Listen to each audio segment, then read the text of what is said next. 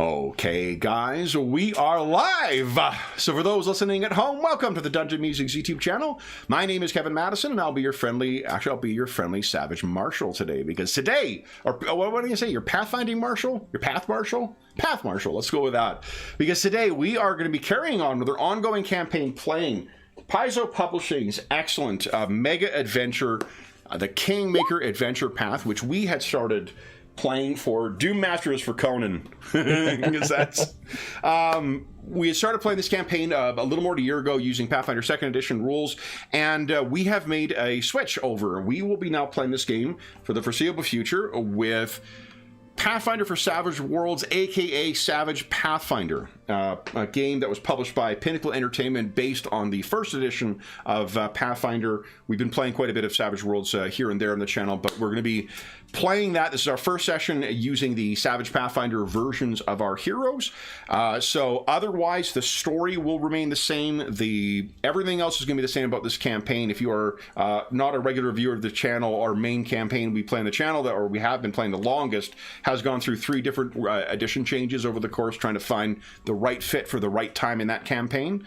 And in this, having talked to the players, having considered our options, we felt that this was worth giving a try. So I'm going to record a video talking about that in more detail. Today, we just want to play some Savage Pathfinder. So let me introduce you to the stars of the Kingmaker campaign. I'll go the order I've got you guys on the screen here. Why don't you tell us who you are and who you're playing today. First up, we've got Jamie. Hey everybody, I'm Jamie. I'm playing Brommel, a lizard folk thaumaturge. Very nice. Next up is Jeffrey. Hey everybody, I'm Jeff. I'm playing Trog. He is a goblin sorcerer, pyromancer. Nice. Next up is George. Hey everybody, I'm George. I am playing Drawinius, who is a human evoker. Nice. And last, but certainly not least, is John.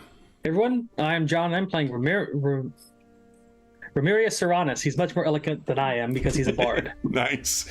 All right. You guys also have along with you the companion Uligor Bartok. Now, one of the things that I will mention to set the stage for those who may be watching this in order and for our players as well.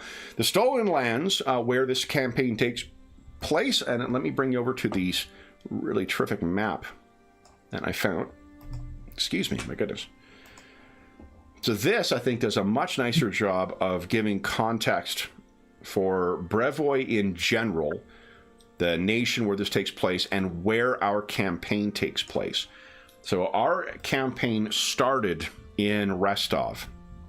And then what you guys did, you traveled down to Nevatka's Crossing originally in search of Fort Serenko. And then from there, you made your way down. There were some troubles you had at one of the rivers here.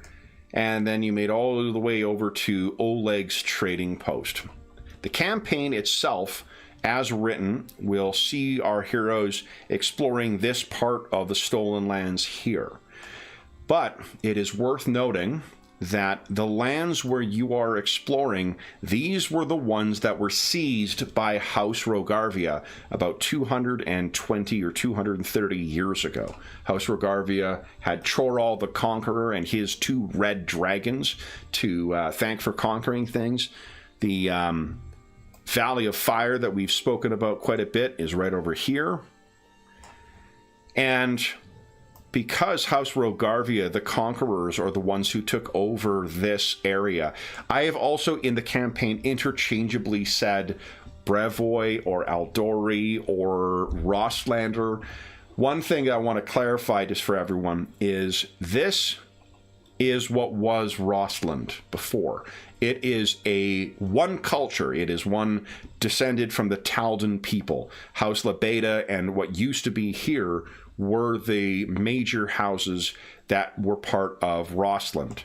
Isia, which we've talked about quite a bit, are the northern groups, and they are intermarried with not only the Kelids, who came from, oh gosh, what is the name of that region there?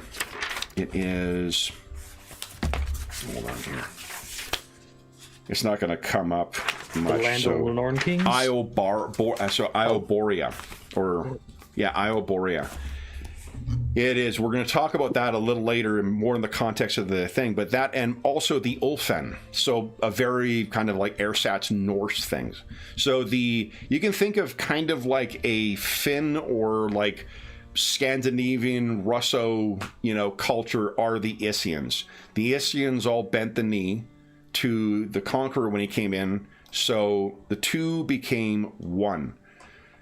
But as you can imagine, when you have a bunch of allies of the Conqueror or relatives of the Conqueror taking over lands that used to be ruled by Rosslander nobles, the sudden disappearance 20 years ago of House Rogarvia, all of House Rogarvia, does suddenly kind of call into question the legitimacy of anyone who is sitting there now or trying to rule these lands. So there's been a bit of unease. The other term we've talked about is the Aldori. The Aldori Sword Lords are a very specific type of basically warrior cult. They don't worship a god, but they're like a gang who holds secrets. Maybe a conspiracy might be a better way of putting it.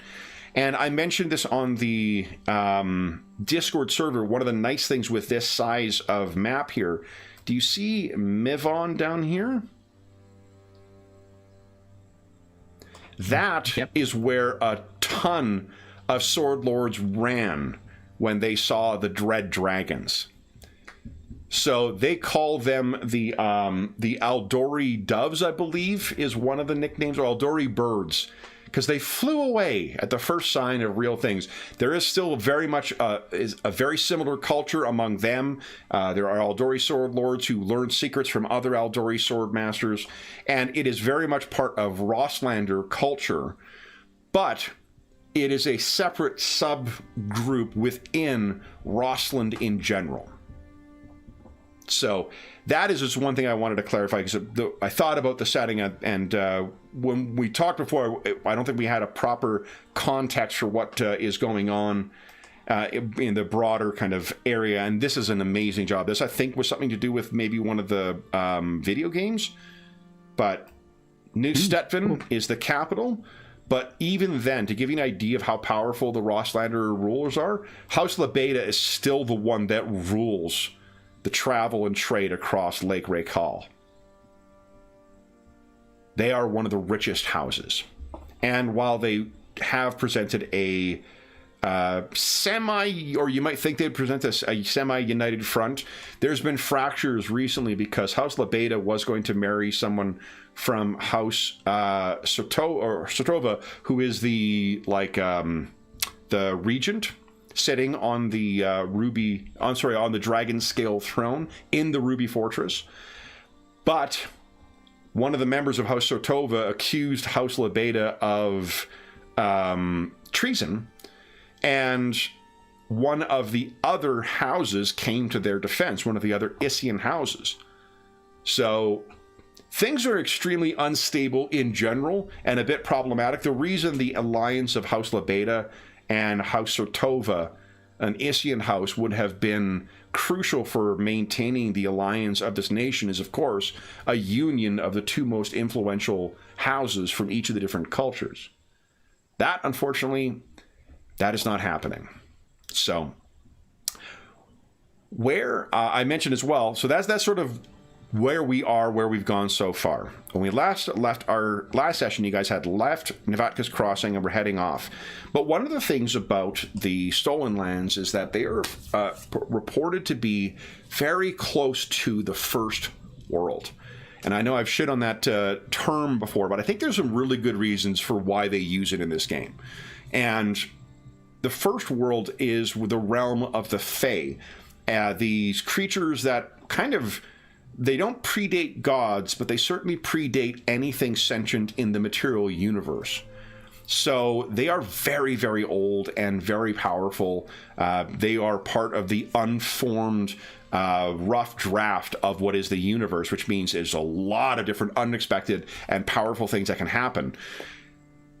One of those things we saw before with the rain of volcano fire.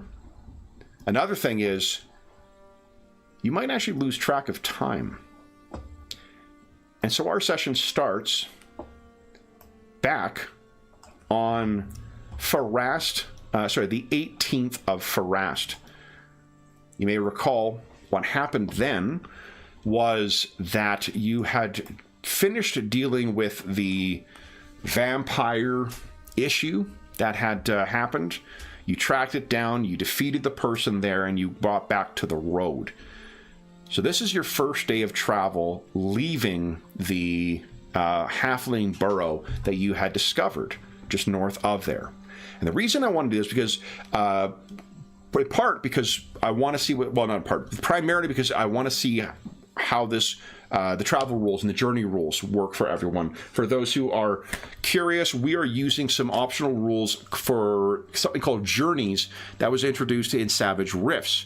It's a really fun travel and resource management mechanic that hasn't been duplicated in any of the other books yet, but they haven't abandoned it as a bad idea because in the newest adventure that just came out in Kickstarter, this one set in Kansas, they make use of the journeys rules as part of the overall campaign. So hopefully in when we do see a next edition of this, it'll incorporate that into the main book, not just one random book for one random line. We talked about what the journeys require. The decisions that we make for the journeys are always at the start of each day. So the journeys require certain mandatory rolls, and then there are some optional rolls. In the morning, we will also roll resources, and resources I talked about on Discord. I guess let me ask you this. Who here hasn't played Savage Worlds at all? Everyone has played Savage Worlds before. Okay.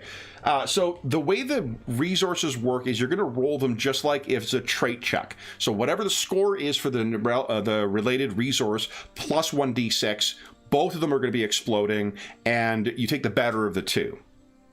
If you fail your check, the dice size goes down by 1 that day, and you have to find some way to refill it. If you roll a critical fail, it goes down by 2. What you guys have right now, I think I posted it in Discord, is food at D8, water at D6, ammunition at D6, crafting at D4, and feed at D6. You can assume that each of you has however many arrows or whatever that you have on your character sheet. The ammunition is when you need to refill that stuff. This is the stuff you have in your sort of packed away that isn't readily accessible. When you need to refill your resources, you will make the roll on that. The only time you make the roll on these things is when you are engaging with them. For most parts, when you're making your campsite, I'll make one of you make a survival check. If you succeed, then you'll have found water. You don't need to tap into your water resource. Usually, you're only using water if you're traveling through a parched area or an area where the water isn't safe to consume. Food, you're using every day if you consume food. Is this for the group or for the individually? Group? It's a shared resource. Yeah. Crafting is what is used once a week. We make a check using common knowledge to see how you've maintained your gear. If you fail, one piece of gear is weathered and damaged. You'll need to use some crafting materials to get that back up to snuff. If you critically fail, one of your things is broken. This is going along in a hike and your strap on your backpack breaks. But again, that only gets tapped into when you need it. And feed is currently a D6. That is only for the animals, and it does need to be re-rolled every day, just like food. You can sub in the people food for the animal food, but then you're rolling twice for reducing it. So, what you can do in your journeys. And this is one of these things where you're gonna pick it, and we'll just know that you're doing this each time. The two critical roles are the Navigator, rolls R-O-L-E, Navigator, and the Lookout. The Navigator makes a survival check, and remember, in Savage Worlds, you can make a untrained check. All of you have untrained as your first, or unskilled, as your first skill on your character sheet. So even if you suck at it, you can do that. If you're following a road like what you guys are, you get +2 to your roll. That's the first person who rolls. The other critical one is the Lookout. The Lookout tells us how many encounters that you're going to have that day, how many we will draw. The lookout uses notice. Everybody has notice at a minimum of D4 in Savage Worlds. The optional ones are the groom, who will take care of animals. It uses riding. There is the scout, who uses stealth to keep an eye out for any potential problems. That one is pretty sweet to have as an optional one, because if I roll if you roll a raise on your check, I give you 2 encounters and you pick which one to encounter. Ooh. Remember, in Savage Worlds, there are random encounters, but there are 4 varieties of them, and they can be combined. So you can find resources or loot or enemies or whatever. Like, there's a lot of variety in it. So it also gives you the opportunity to pick, like, yeah, let's run into these fucking people, you know? I'm flashing back to Logan and the World War II thing. Yeah, it's a great set of rules. And then the final one is forage. You can use survival. On a success, then you will not have to roll for food on that day. On a raise, you actually get to raise your food dice by 1. So that is pretty good. So mandatory ones are navigator using survival, lookout using notice. Who would like to be the navigator, and who would like to be the lookout? I think Remy has volunteered himself to be the groom, because you do have a horse in the party. So it'll be between the 3 of you guys. Who wants to be the lookout? Who wants to be the navigator? Navigator. I've got a D6 in notice, just FYI. Okay. Do either of you guys have survival? No. Okay. Do either of you guys have stealth? I do. I have a D6 in that as well. Okay, so one of you guys can do the stealth one, and I can do the survival one. Okay. So Trog will be your navigator. Okay, navigator. And then between Drawinius and Brommel, which of you wants to be the lookout to roll notice? I think Drawinius, you have a better. You're 6. Yeah. Okay. Yeah. And then you want to do the stealth? Try to keep us hidden. Sure. I think, even though you've got a D4, remember that you're always running that D6, so it's a more than 50% chance of success. Right. It also means there's a chance of of snake eyes, but I mean, like, that rarely happens in this game. Come on. Yeah. Sure. In fact, to have easy, we mentioned as well too, you guys all have conviction right now, just so we're all on the same page. Conviction is something that you either have or do not have, so it's kind of like inspiration in bog standard 5th edition. When you have conviction, you can spend conviction to then add a D6 to every trait roll you make. That means attribute or skill, and to your damage. That's every one you make that round. So if you have multiple actions, you get all of them. And if you, at the end of the start of your next round, you can spend 1 Benny to continue your conviction.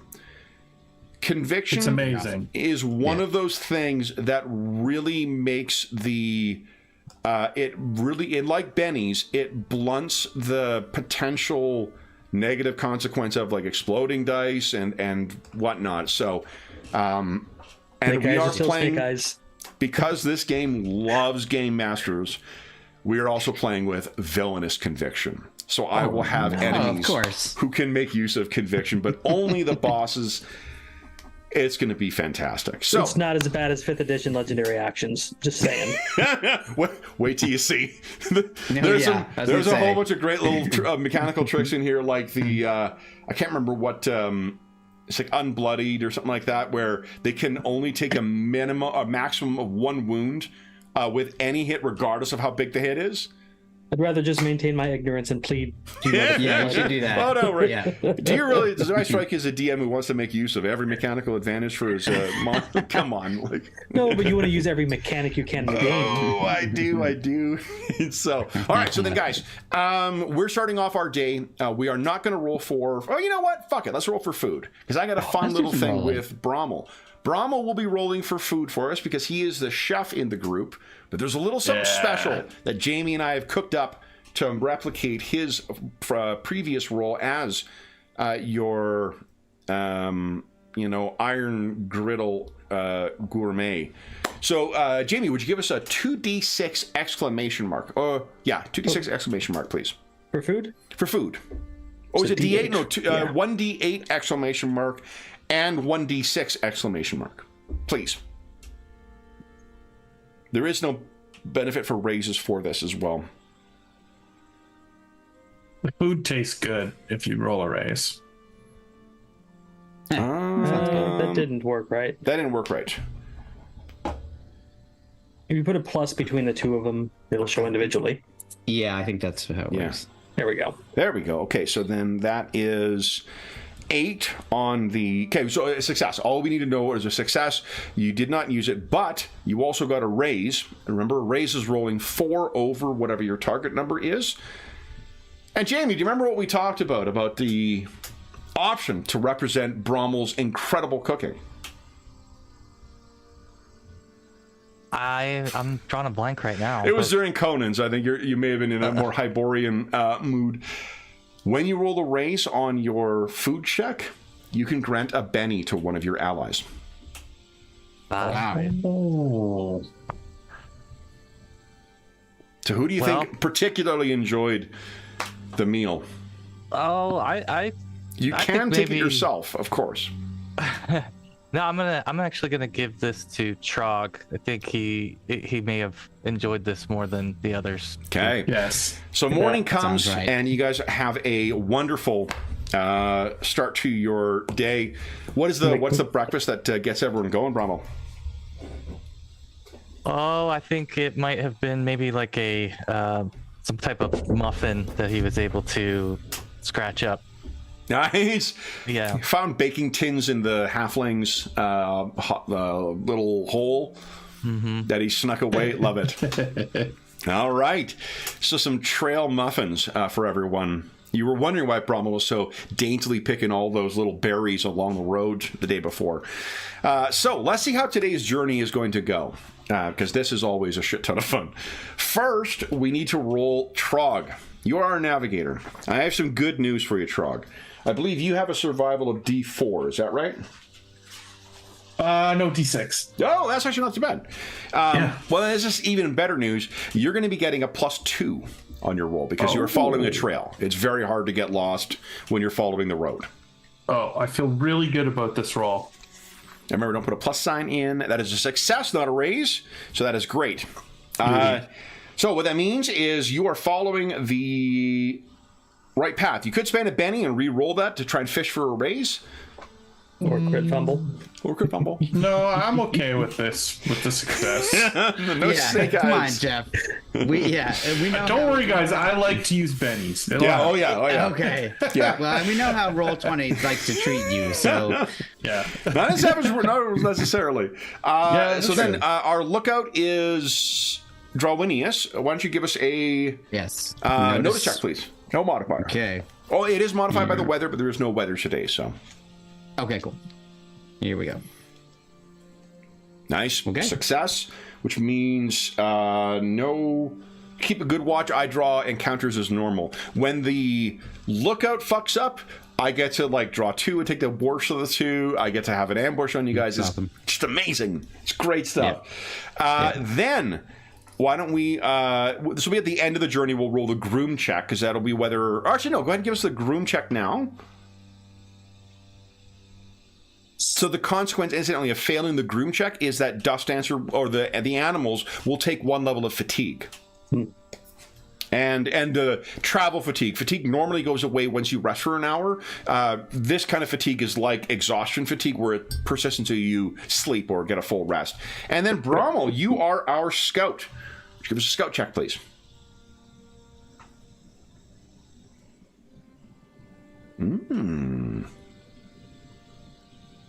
Excuse me. So that would be a fail, which would allow me to draw 2 cards, and then I choose the result. Would you like to spend a Benny and re-roll that? Yes. Go right ahead. Yes.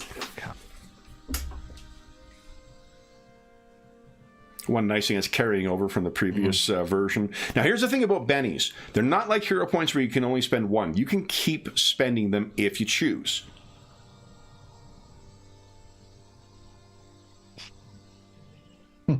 With the incorporation of the sunk cost fallacy and poker chips and cards into it, I feel like the guys at Pinnacle may have a gambling addiction in their past. They put you right on that line, don't Yep. they? Yeah, I guess so. I'll do one more. This is it. Do it. No! All right, so...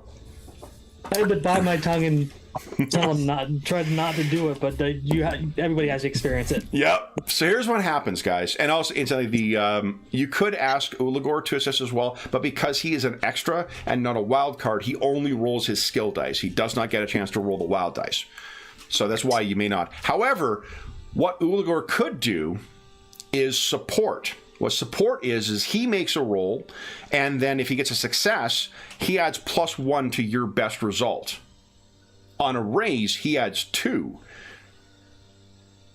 So, Jamie, why don't you go into Uligor's sheet and roll stealth for him? Let's see if he can assist you with that. All you need is a +1. You just need a success from his stealth. And there's a crit. Look at that. So you get +2, which means a 5. Your stealth, we draw encounters normally. So the way support works, that is the aid mechanic in the game. You get to roll the dice. The downside is if you fumble it, it hurts the person who's making the roll. But it's pretty cool. All right, so here's what happens. I draw encounters normally, and I can tell you I pre-drawn for the 9 days that you have ahead of you for travel. Nothing. You guys have a wonderful day.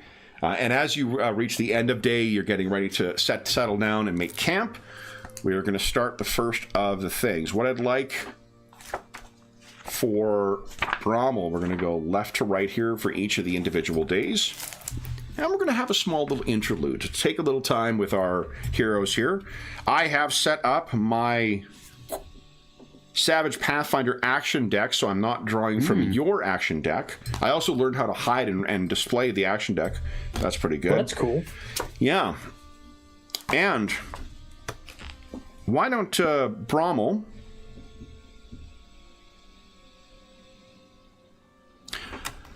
When you're sitting around the campfire tonight, would you tell us very briefly about a great victory or a personal triumph that Brommel enjoyed? Is there something along this trip that reminded you of it? No, I would go back even further to when he procured his Aldori sword. Oh, and the pride that he took from that accomplishment, being the first of his clan to accomplish this. And so maybe he would describe a little bit of coming from pretty primitive lifestyle to where he ended up, and give some insights. How did he get the Aldori sword? He actually trained with someone who he was interested in the weapon, and he saw it as a unique weapon and loved the finesse of it and learned it from them, and then ultimately was awarded a sword for having learned how to wield it. What was the moment, or what was the achievement that he reached to be awarded the sword? Was it a certain level? I will tell you that, and you may know this already, Jamie, so forgive me if I'm repeating something you know already, but to become a true Aldori swords lord, or at least a swordsman, there is a secret and secret techniques that are shared with only those who enter into the Aldori Brotherhood. Yeah. Well, I think it was definitely that his time and loyalty in the Brotherhood that eventually, and his training that accumulated and got him to the point where he was able to learn some of those techniques and ultimately kind of take steps through the different levels to learn, the weapon. Nice. All right. So for that bit of backstory, as you're sitting around the camp, you get a Benny. Nice. Then it is our next day. So let's start with our navigator. Trog, go ahead and give us a survival check. Oh, first, hold on. Food. We got to roll for food first. Oh, yeah. Yeah. And are we still on the path?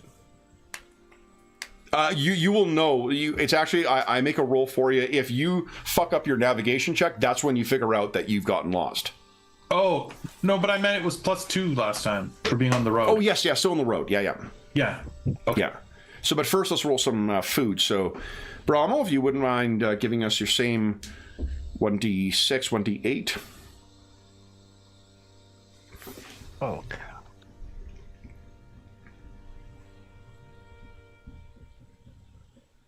Okay, that's a success. So, yeah, it doesn't get reduced. You got enough stock. Then, Trog, give us your perception roll, please. Or your survival check.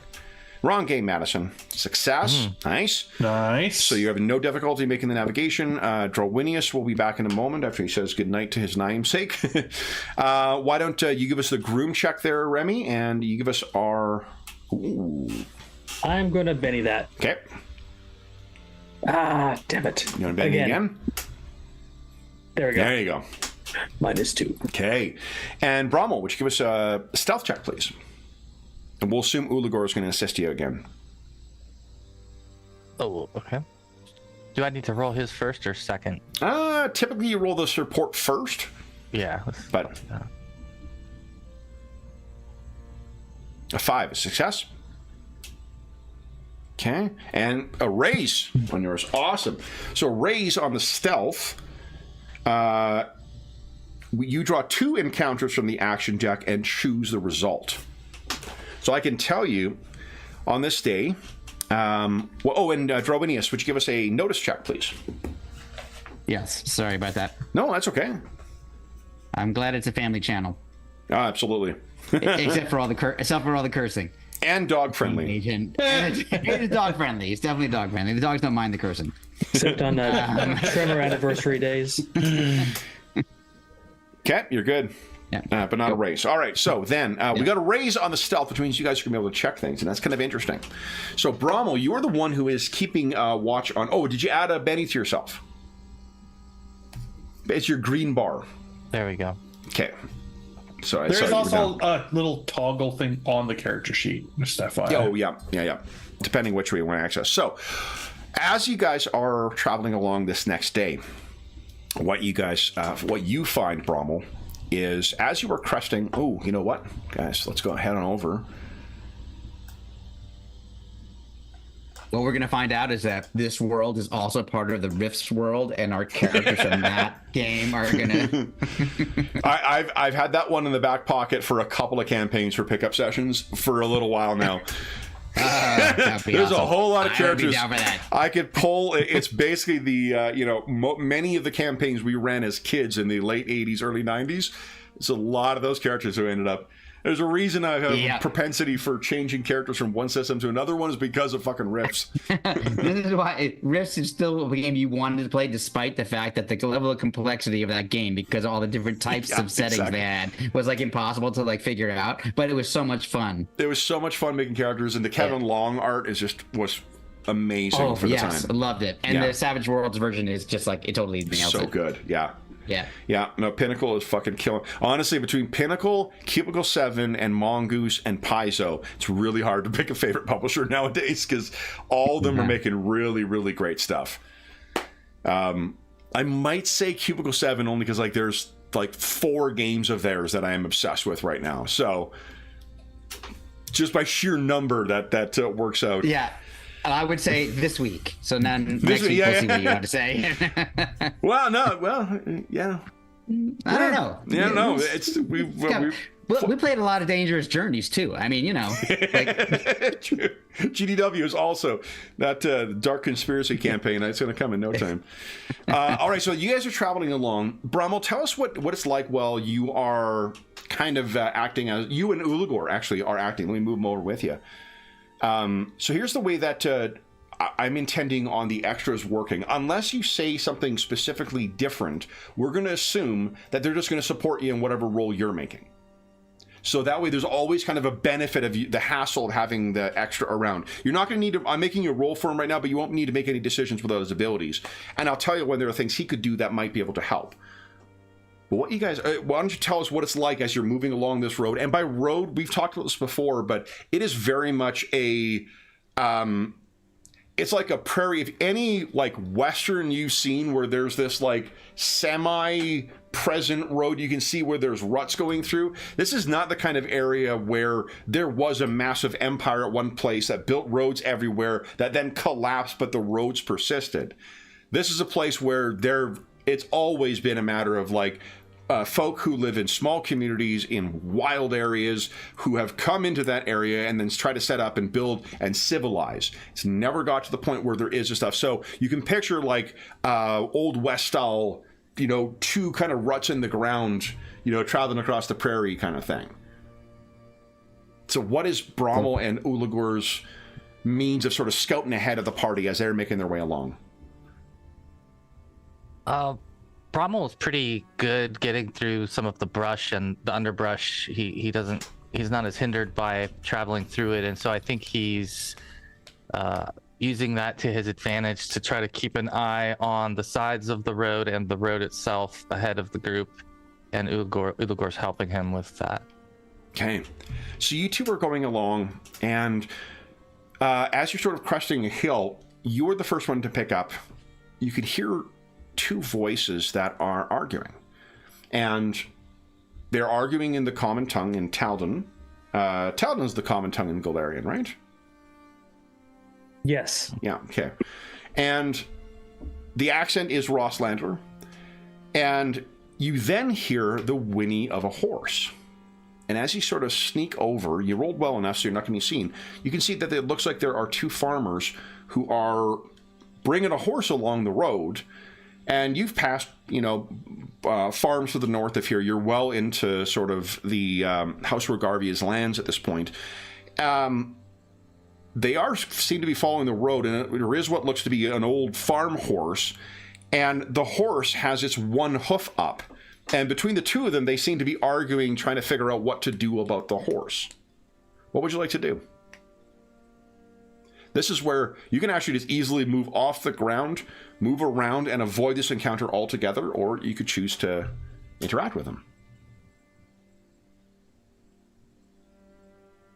I think he would interact with them here and make himself known, stepping out from the brush, kind of, make some noise intentionally to get their attention so that it doesn't surprise them, but calling out as from you're the doing brush. that, Ulagor kind of grabs you. He's like, "Wait, what are you doing?" I'm gonna let them know that our party is about to pass and check and see if they need anything. And he points at your kind of like esoterica bag, and he's like, "Do you have a mirror in there?" Indeed. What do you look like, and what do I look like? I know we are not quite like them, but I think that they would recognize my party. So here's what where your hindrances come in, because half-orcs and lizard folk are both outsiders. You take -2 on the reactions. So Savage Worlds has a random reaction kind of modifier, but it's worse for that, and you take a penalty to interact with people with it. Yeah, Trog has it as well. Just FYI. It is, which is to say that you could go out, but the thing that you have that really establishes you as part of the, no, I'm civilized, is a weapon. So it'd be you stepping out, brandishing a weapon at them. Now you can feel free to do that. That's why dice explode. So, what is your persuasion is a D4. So Yeah, this is not his necessarily. Hello, his strength. tasty humans. Look at my Forgive board. me. I did not mean. Your language is strange to me. Hello, stupid, tasty humans. What would you like to do? Yeah, I think maybe with Ulagor's urging, he will stand down here. Is it something I can warn my group against, though? As Yeah, they're like you traveling? can, but like you're ahead of everyone else. You've seen this before anyone else. You can head back to the party and strategize with them. Have one of the more human-looking ones do that. Use magic to disguise. Whatever you want to do. So he'll return to the group and inform them that there's some travelers ahead, and we can avoid them if you want, or speak to them, but they seem to have a injured horse with them. Well, Farmers can't have can look at that. it. Maybe I'll go see if I can heal them. Heal the horse. Okay. So what do you do? I can take point. I'll, get up on Dust Dancer and trot over. Okay. You're definitely faster than everyone else, so you could get there before if you'd like, or do you want to have the whole group come down? I'd say I'll stay ahead of them a little bit. Okay. So why don't you give us a 2d6 roll, not exploding. Gotcha. 2d6. Ow. 5. Nice. All right. So you come riding up over the hill, and the two men, they look like they're... they don't look related for sure, but they probably have about a 10-year gap between the two of them. And when you're coming riding down, one of them looks over and kind of like hits the other. It's like, hey. And they turn around, and they both kind of look a bit on guard. Neither of them has weapons. They both are dressed like folks. They're dressed like farmers. I mean, they're dressed like people who wear sturdy clothes that still have seen a fair bit of wear. And the horse, as you're kind of trotting down, the horse tries to move over, and you can see that one of its legs is definitely being up. You can give us a notice check if you'd like, Remy, as you're riding them. I think it'll be great with a raise. You can see at a glance what's going on here. And you sort of stop your horse when you see it. Mm-hmm. The horse has a caltrop in its hoof. Well, I'll pull the reins up about 30 feet away from them and get down. Just so they put their heads up like, we don't want no trouble. We ain't got no money, and the horse has already been made lame. I'll pat Dust Dancer on the neck, and then show my hands and make to walk with him. Greetings. I see your horse has picked up a caltrop. Why don't you give us a persuade check? Let's see how well you are received. Come on. Oh, at 8:30, everyone gets a Benny. Persuasion, there we go. Success. All right. So they both look at one another. They say, wait. Looking back. Are you on your own? I'm ahead of my group.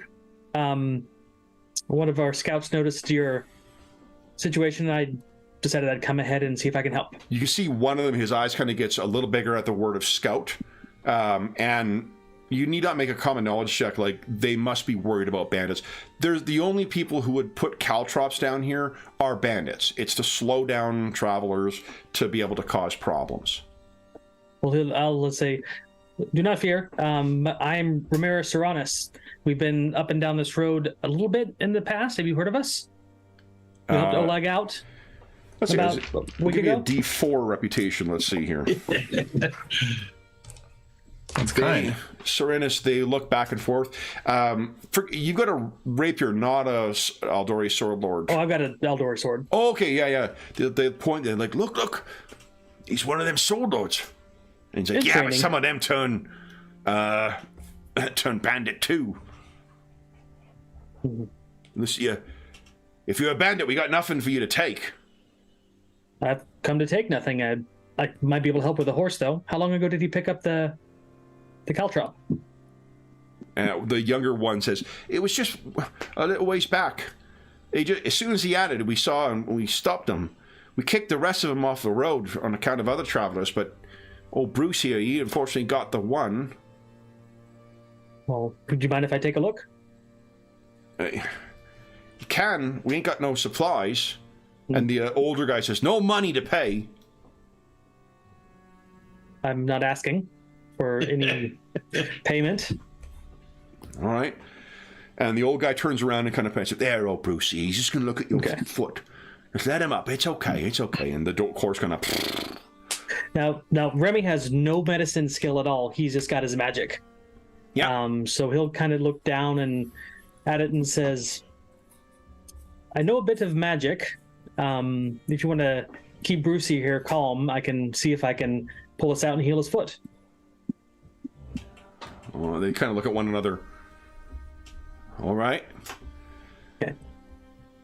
And then I'll attempt to use my cure wounds on the horse. Why don't you give us a riding check? I think riding probably this will tell us whether or not you're safely can kind of how to handle the hoof. Easy. Yes. Brucey loves you. Absolutely loves you. These guys are a little cagey. Brucey leans into you. And you're able to get up. He doesn't even move. And you can hear the old guys like, it's a brave boy, Brucey. Good boy, Brucey. Imagine after wrestling with Dust Dancer a few times, the smaller horse isn't much of a trouble. Oh, yeah. Much less spirited than what Dust Dancer is, too. This is a farm horse who's used to being told what to do. Dust Dancer is very much independent-minded. Go ahead and give us a spellcasting check. Okay, I will do the 3 PP minus and see if I can cure this wound. Okay. Yeah. Nice. Success. Yes. So what does your cure wounds look like? Oh, your performance, not spellcasting. Right. Yes. So he basically starts humming a tune, and he's vocal. So most of his magic is sound-based. He'll start singing kind of like a little shanty, but for like infantry marching. And the magic will just start kind of like a greenish tinge at his fingers and work its way and start sealing the flesh. Okay. Within seconds of it, Bruce gingerly puts his hoof down, and after testing it twice, just puts his full weight on and kind of that takes a couple tentative steps forward. And the old guy, the older guy, no, he's not old, it's like, Brucey, you're walking!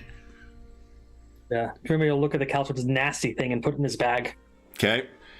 And the younger one looks at you and says, thank you, sir. Thank you so much. And it's about now is when you see everyone else cresting the hill and being able to come down.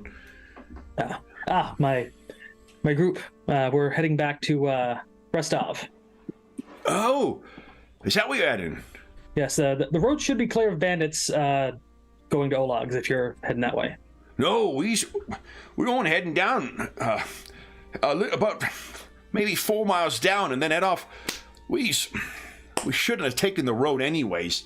We just being lazy, just didn't want to cut across. Oh, Brucey's going to a new home. The farmer on the far side who bought him, he's taking him in. But now, we just wanted to walk him along the road. Seems it was easier. Though, and the older guy kind of looks at the younger guy, I knew it was a bad idea. Well, I was here to help, so it was good meeting you two. Oh, and if you're heading in the direction of Restov, we could share the road. Yeah, if you want to tail along, I'm sure my party members won't mind. Well, if I'm not wrong, them caltrops means there's bandits about.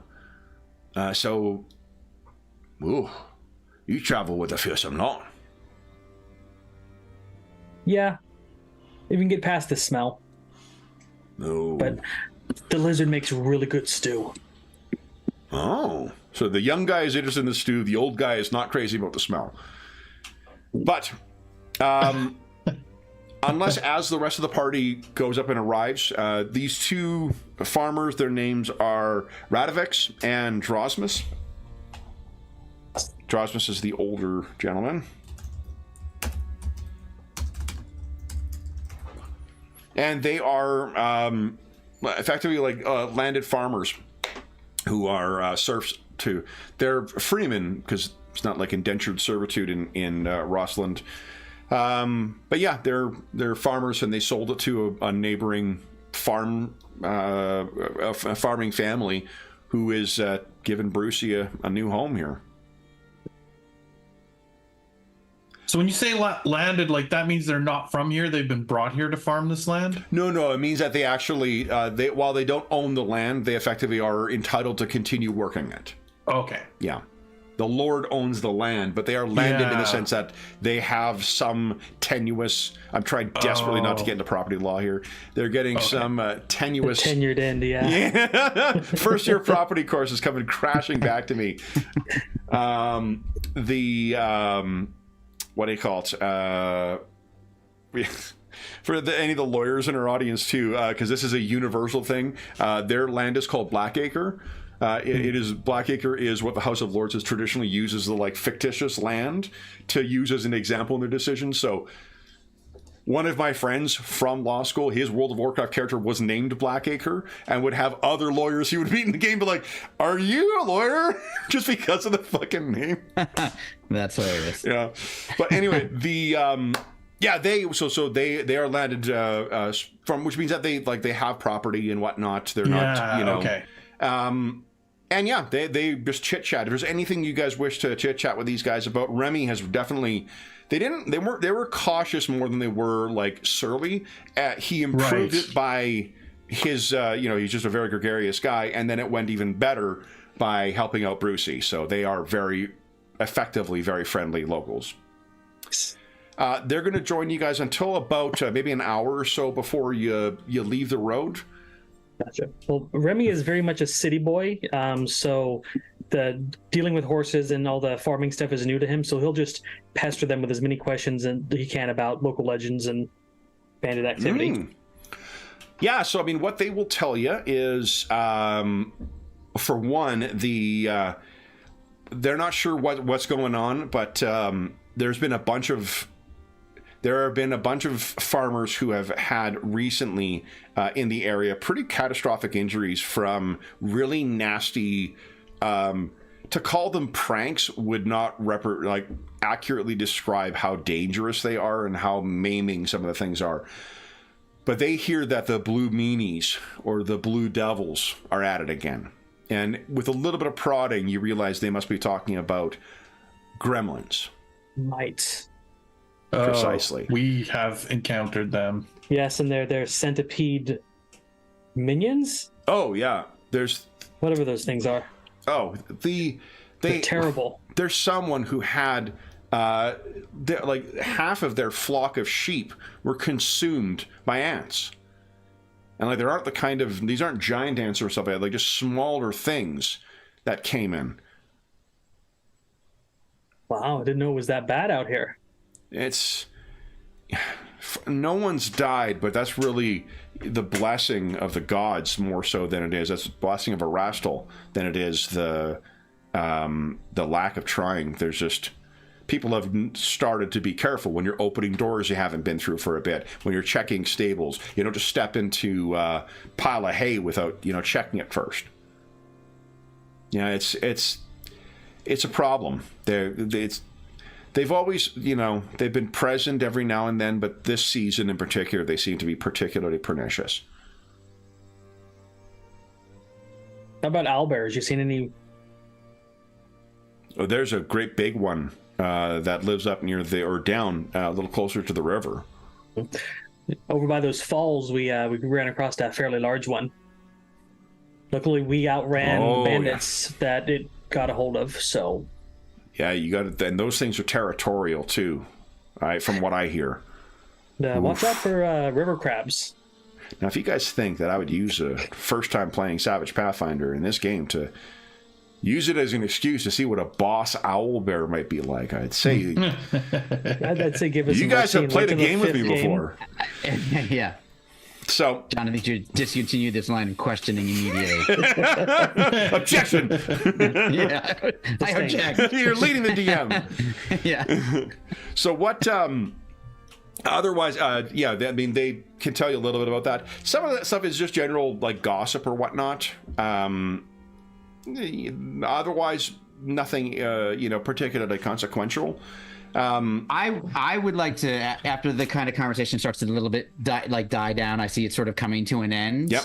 I think Derwinius gets his nerve up to kind of step up there and kind of like maybe as we're almost like he feels like we're about to part ways potentially. Mm-hmm. He kind of like gets his nerve up and says, before you leave, I'm just wondering if you encountered a thin young man named Hennef. Wearing robes kind of similar to mine. You would know him by this candle that he carried that never would go out. Have you seen anyone like that? Why don't you give us a 1d4? Let me think here.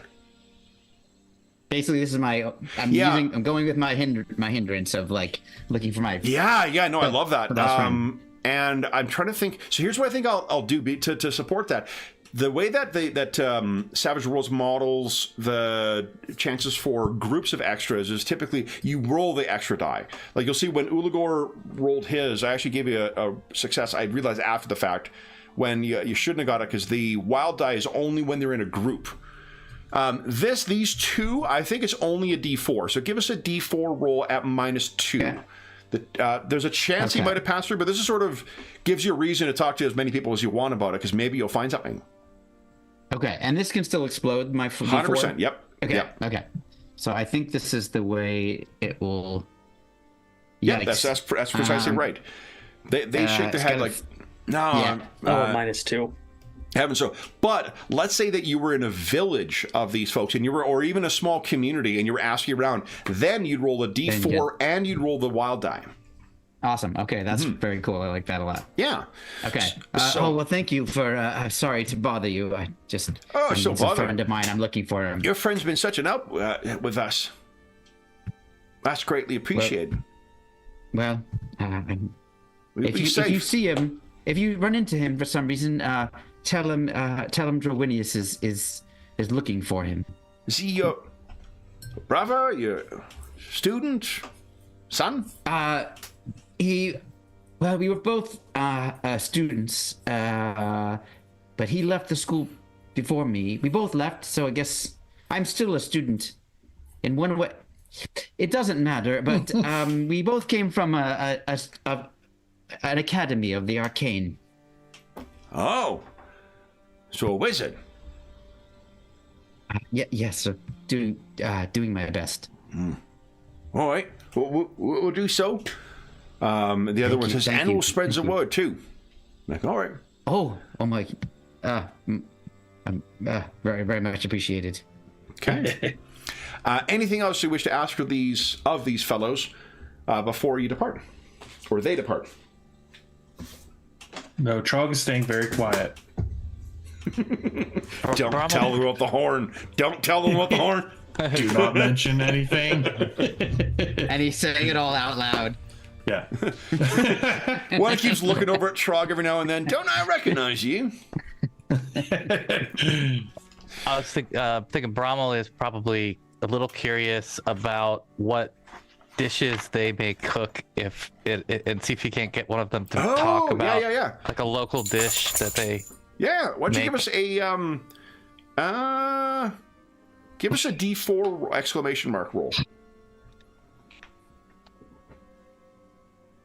Oh, and you actually, sorry, you did roll +2 instead of -2 for yours, Drominius, so. Oh, you said -2? Sorry. Yeah, sorry. I may have said +2. Who knows? We're still thinking. Friday night. So nothing as of yet. No. They talked to you about some stuff, and it's nothing that's really catching your fancy, but it's a good idea to keep going. Well, here's what I'll do is that if you pick up that stuff, if you do manage to pick up something, it'll give you a +1 to the food check. And then on a raise, it'll give +2. Not to say you have to do each time, but just it's one of the things I do like about Savage Worlds. It's pretty versatile to figure out a way to give mechanical benefits for neat role-playing things. So, all right. So you part ways with these fellas about partway through the day. It's about an hour or two off before you're making camp. And then we will bring you back to here. And next up will be Trog. And Trog. Yes. I'd like you to tell us, as you're sitting around the campfire. That's encounters. Where's it here? I had my second copy of this and I put it away. Madison, you should know.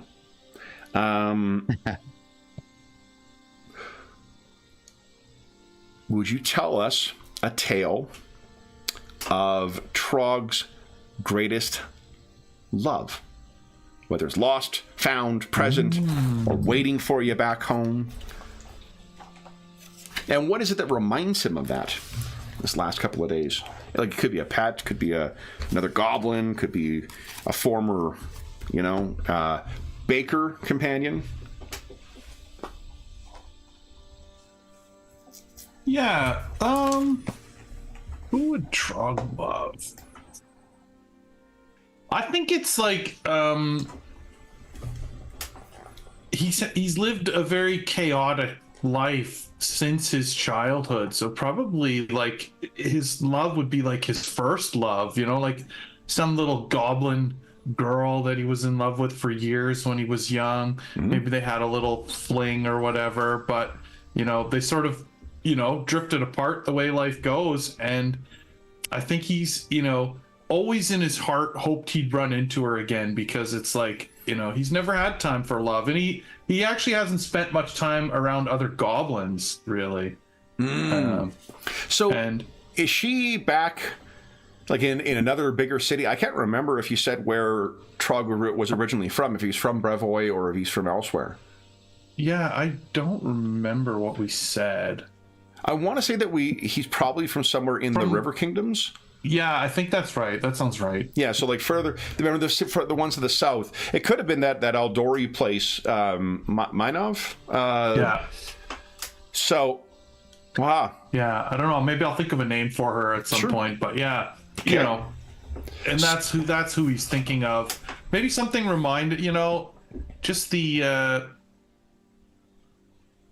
Maybe her family was more of a farm family or raised animals or something. So like the farmers reminded him of that time in his life, you know, the simple times before the fire came to him.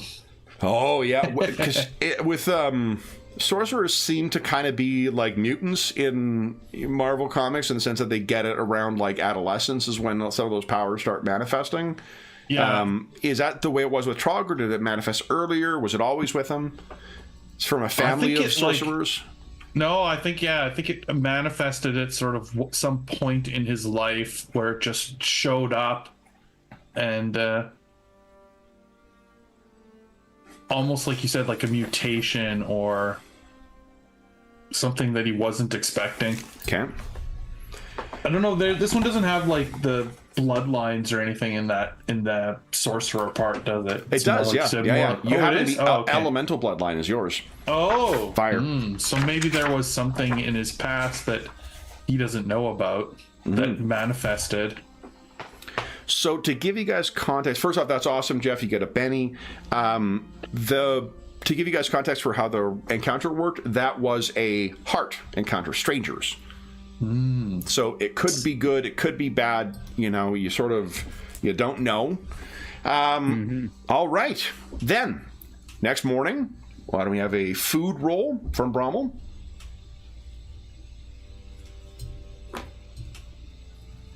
That just a D4 again? D8 and a D6. Oh, okay. You're rolling the D8 because that's the resource. Oh! Benny. Ooh. Yeah, you could spend a Benny and re-roll it. Yeah, this calls for a Benny. Okay. It just means it goes down to a D6, but... Okay. But I'll take any... Oh. That was a D6 and a D6, though. It only goes down if you fail.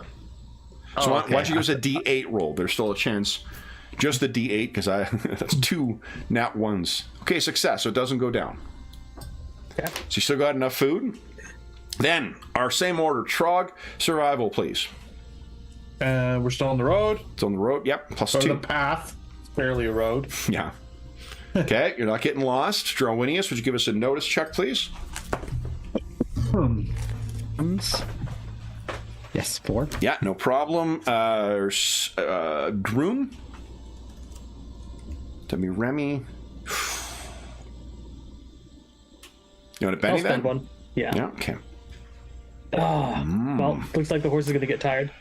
And only at the end of day. For whatever reason, this day's travel is just exhausting, Dust Dancer. And then Brommel.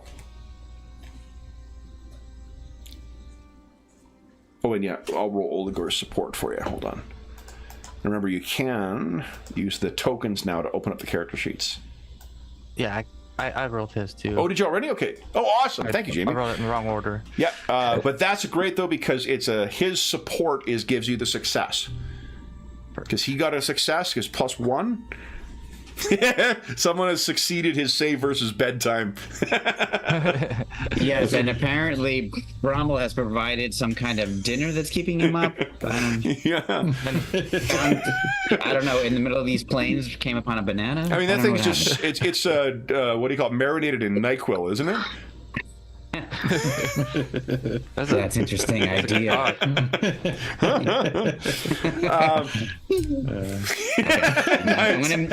gonna mute. I'm gonna mute so you guys can continue. All right, so then for today, it is a regular encounter, but I can tell you there's nothing that occurs. Event-free day. So, next day, again, fine weather. The evening, as we're settling down, will be... because Drowinius has a sidekick right now, why don't we do our interlude for Remy, and then we'll do Drowinius in the next one. So, Remy, let me see here. And what I'm doing with this, guys, I'm using the interlude rules, and I'm drawing a card from my action deck here, and the suit is telling me what kind of backstory you're filling in for us. Ooh, it's a heart again. I don't know if it's hearing Trog talk about his lady love there, Remy, but would you tell us tonight? By the end of day, Dust Dancer is exhausted, and so long as you're not disturbed tonight, you should be fine. Incidentally, if I have drawn an encounter, I can save it for the evening too. So there may be an interlude, then an encounter. Remy reflects back on like his his love life, and he's had a few flings, but nothing that really stuck. Nothing that really got him to settle down and not pursue his dream of becoming a sword lord. Yeah. Or at least a trainee. But I don't know. He's got this love for songs and stories that have just led him to becoming a bard. Alternatively, what you could do, because it doesn't necessarily need to be a story about it, it's just an example of it. How does Remy feel about Dust Dancer? He is completely smitten with Dust Dancer the entire time. Perhaps then I was actually going to lead towards sure. that. So if Dust Dancer is exhausted at the end of this trip, what does everyone see Remy doing? Well, Remy's over there because I imagine Dust Dancer's kind of like curled down on the ground with his legs under him and just, lathered. And you see Remy just grooming him and humming the songs and even putting little braids along part of his manes and tying in some, arrowheads along the way, just to hopefully make him feel better. Okay. So I know he traveled with the Varisian crew for quite a bit, but maybe this was just between here and there, they're just traveling in too big of a group that just wore him out. So you guys can see if anyone has anything they wish to interject for the evening or what they want to do too, feel free to do so. The interludes are intended to be like a way of adding just some color to the to the travel. It isn't to preclude you from participating, right? But Remy, you get a Benny. So, unless there is anything else, morning comes. Let me roll quickly for weather. Okay. Morning comes, and Rommel, would you give us a food check once again? Oh, I've been forgetting to make you guys. You know what? Why don't Trog, because you hate it so much, why don't you keep track of our water? Look at that. Nice. Wow. Oh, but neither of those is a. Oh, but it was. Yeah, that's right. Neither of those is a raise though. So it's good. It's an exploding dice, but not a raise. So there isn't any special meals for today, but it isn't reduced. Trog, would you give us what is your water? 1d6? Yeah, 1d6. 1d6 and so 2d6 exclamation mark, please. Oh, so if you do, yeah, because you always roll a wild dice with your resources, even. Yeah, and a raise with it. Nice. There's no extra benefit from that, but No, technically the second roll was a 17. Yeah. It Oh was yeah, a 2 and a twice. 17. Right, Yeah. right. Yeah. So that is No advantage, but you're Yeah. fine. Yeah, So- maybe you got into the habit of like Trog just routinely boiling stuff, so you're constantly finding water to top up, and See- you're, you know, Seasonal creek. yeah. So for today, Trog, would you give us the navigator roll, please?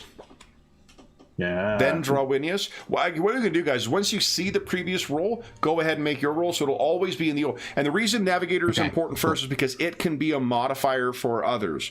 If he rolls, gets a raise on his roll, it gives +1 to the lookout, to the groom, and to the scout. Oh, Okay. what? Oh, Yeah. I'm gonna use So a as soon penny as then. we see if we've given us a time. bonus or not, we can make our roll. Time for the Yeah. penny. And even if you do, we'll know it's a +1. No! Okay. You can keep spending bennies if you like. No, one was good. One was good. Okay, Trouble's I got a coming. Kevin is Good. not getting us out of here without some kind of real bad fight. Don't worry about it. True. Okay, Remy, the groom, and nice. Ulgor, success, +1, but you got 8 as a raise on stealth. I draw 2. However, there's not always just drawn encounters. There are also fixed encounters. In this campaign, we are playing a hex crawl, and this is one of the other things that will happen as you come across stuff. What I'll use the stealth roll for your scout roll for is for how you, whether you're stumbling across it without, you know, or whether you have plenty of opportunity to prepare. And in this case, as you were traveling into here, you have time to prepare. So Brommel, what are you and Ulugor, you spent now like 4 days of traveling quite close to one another, and time away from, at least during the day, when you're away from the rest of the camp. One of the things that Ulugor will do as well is, because in this game, he can make use of his magics to make both of you invisible for short periods of time.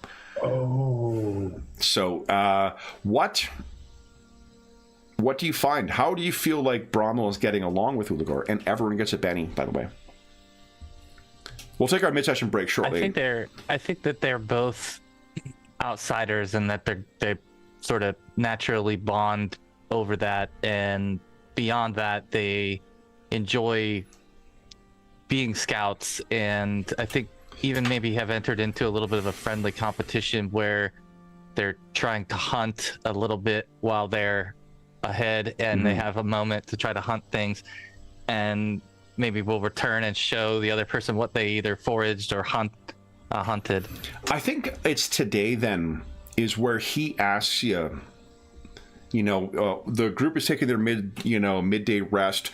You two are set off, you know, together, but a little off the road and hidden, so you can keep an eye on what might be coming. And he asks you, or he points at your sword. He says, now there's got to be a story for how that got to you. I know Yes. you told us about you liking the look of it and then learning what's the truth. Well, the truth is, my people were wiped out, and I had nowhere else to turn. I sought vengeance in my mind and my heart for a long time, until I learned the ways of the Sword Lords and changed, And became a part of me. I've seen you at play.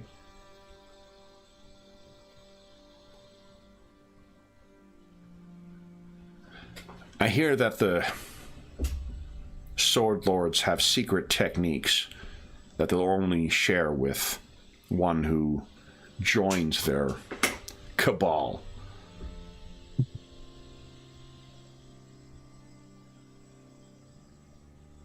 I'm accomplished, but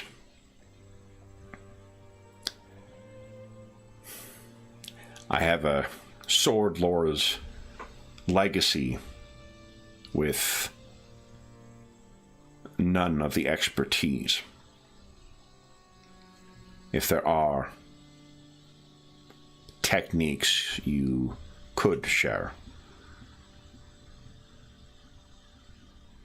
perhaps we could benefit from each other's expertise.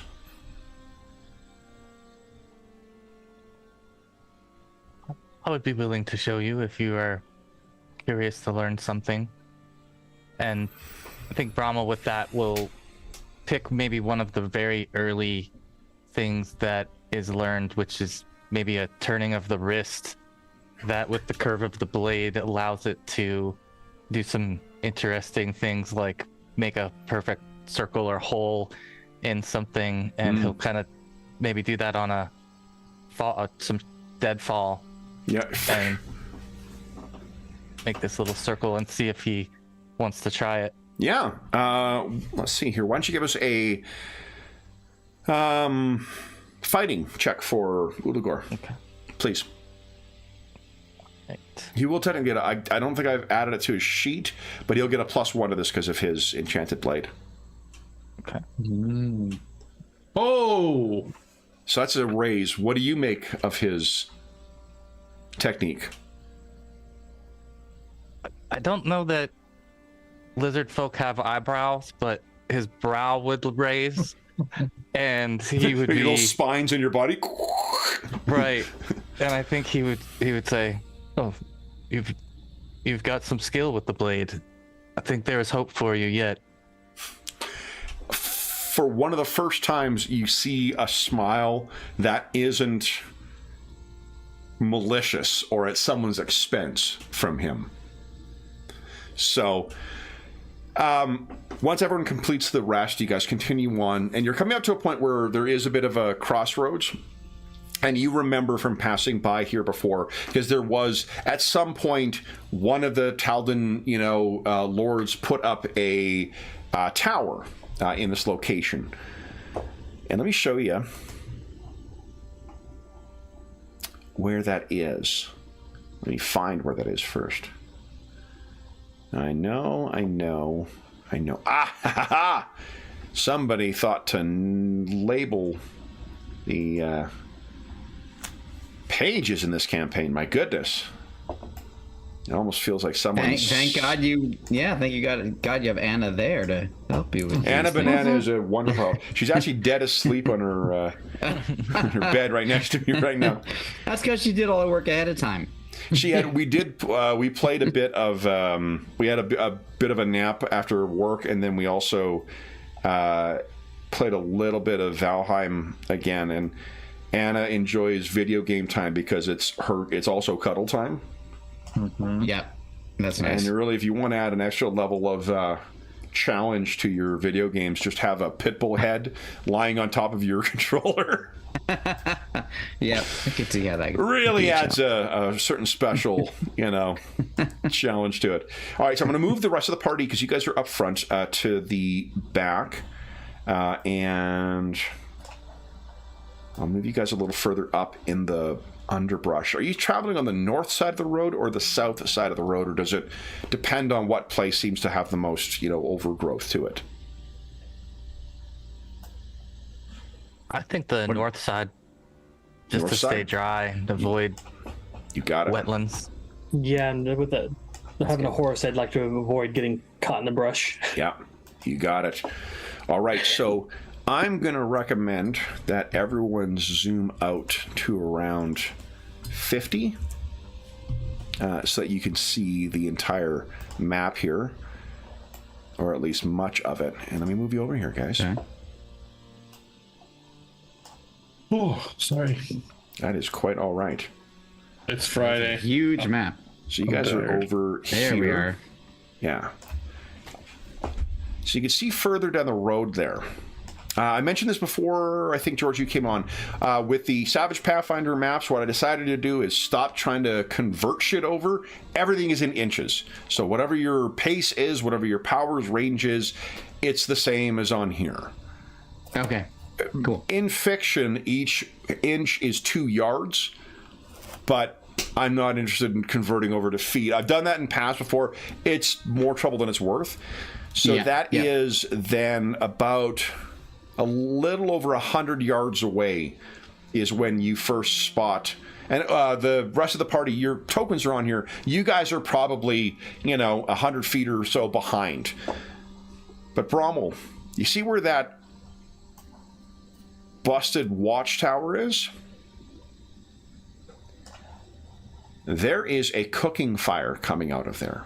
You know it is a cooking fire from the colors that are coming off from it and the smell that is coming. Meat is being cooked there.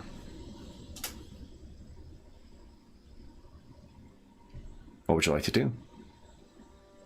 What does the structure look like again? It's just... So this is a tumbled down. It was at one point a guard tower or like a milestone tower. It was a way for some local lord to be a prick and collect a toll for people going around this stretch of the road. Technically, they're also the ones who maintained the road for this part, so that would be the justification for it. But at some point, this was built up.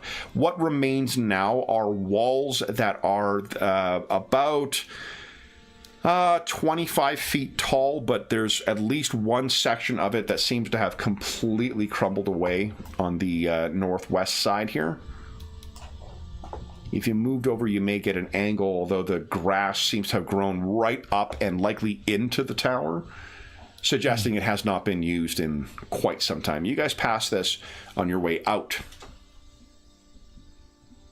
I think for now, he'll just try to get a little bit closer to see if he can't get any more information, such as whether or not they may have horses or if there's anybody present. So let's do this.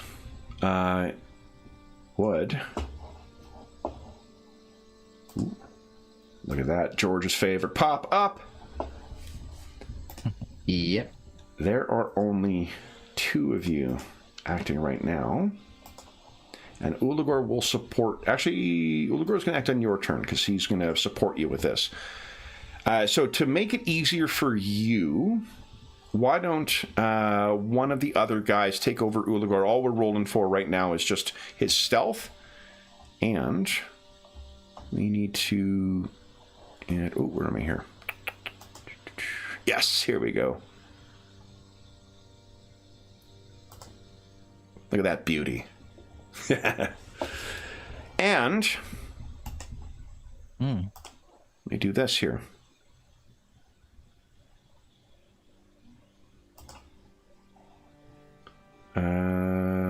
Let's see here.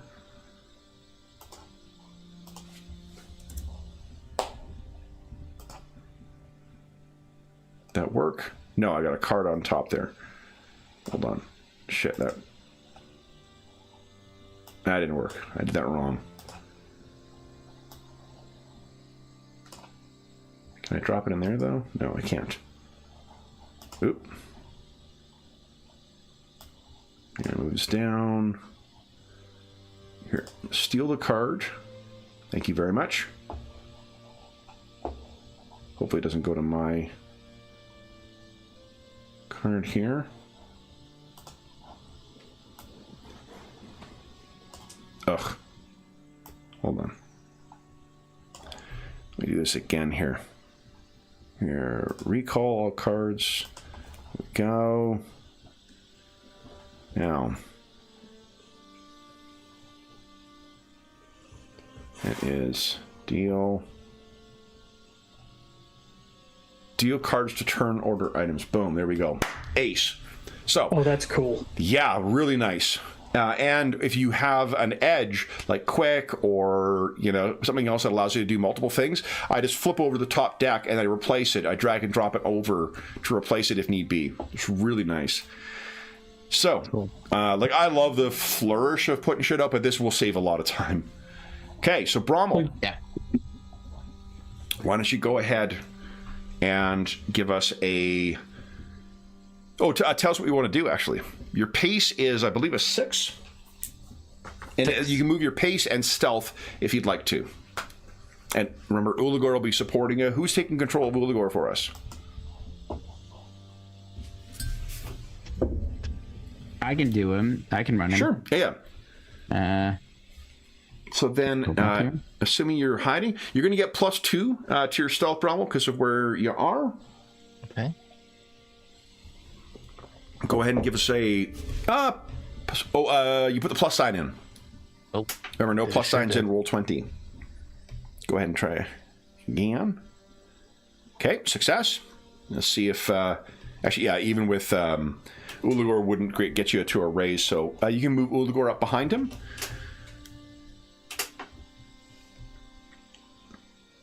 And Brommel, would you give us a notice check, please? And Brommel, give us a notice check as well. Or, Brommel, give us a notice check. Uligor, notice check as well, please. Okay. Okay, 4. You satisfied with that, Brommel? And 4. Yeah. Okay. No, remember, with he's not a wild card. Yeah. Okay, so, that's all right. So we got a 2. Yeah, so you guys move up. Cannot see anything yet, but you can hear see the campfires. What do you want to do next? Here we go. I assume the group is, keeping some pace still, or I haven't told them to stop. Yeah, you haven't told them as of yet to stop. But you know what Uligor has? He has a cantrip that allows him to, with a 10-minute ritual, send a quick message to someone. It does take 10 minutes, so... What do you want to do? Do you want to go back and warn the group, or? I think we'll come off of hiding a little bit towards the trail so that we can, when the group approaches, we can signal to them. Okay. So, go ahead and move yourself where you think you'd be as the group comes onto the map here. Right on the edge here of the brush. Okay. So let's do this. And a turn. And a turn. And a turn. I can't remember it. I think Shara is the only one who has quick. Does anyone else have it? Or anything else that modifies your initiative? Nope. Okay. No. You guys can't trick me. Just because we're playing Savage Worlds doesn't mean that all we're right. I going have to 2 get of them. rid of my initiative tracker. You can't fool me. Almost a full month, not a single initiative tracker removed yet. Okay, that's the record at this point. That's the record at this point. Mm-hmm. It's only the first time I've ever consciously tried to avoid doing it. Otherwise, I'm like, well, so far so good. It's working. It's working so far. In Warhammer, he had extra tokens on the field that nearly gave me a heart attack. I'm like, what? Really had to move them. Yeah. Oh, if you ever want to, have fun in a Warhammer game, just give chaos mutations to sheep. It's fucking awesome. No. I feel like that would work in anything. Yeah. All right. So then, as you guys are coming on, let's deal some cards to everyone. We haven't seen a Joker yet. We have not seen one yet either. All right. So then let's put this in. Trog, you were up first. What are you doing? Okay, so we're just moving up at this point? Yeah, and you've just seen Brommel and Oligor go out, and unfortunately, I actually get to make use. So one of the things that I do love, we don't play this in person really ever, but I love that the way Savage Worlds incorporates the hold mechanic is you literally hold on to your card, and then you try and play it to beat someone else's turn. Oh, okay. That's cool. If I see them stopped... Now, and that's sort of what you'll see, but unfortunately, this is where I'm going to try and beat you. I don't automatically go. I need to beat you in, I think it's an athletics check or a notice check. I'm just going to double check here. I said check far too much in that sentence. Check. For you loud and clear. I'm like setting up for someone's shitty wedding. Check. Sibilance. That's an old SNL reference for those who are actually not old people. Okay, hold on here. Get it? No. Interrupting on athletics. Opposed athletics check. So Trog, would you give us an athletics check, please? And I'll make my athletics check for whatever the F sharp is in hiding. Let me get my stats. Wrong book. Nope, correct book. Correct book. Ooh, you happy with that there, Trog, or? Yeah, I mean, I'm not paying attention to anything, so sure. You got it. Okay. New. So I actually haven't moved yet. I'm actually still here then. It's interrupting me, so. Yeah. I got a 5, so I beat you. Okay. I beat you. Which means then... Oh, mama. All right. Let's see. How far away? 11. Okay. 10.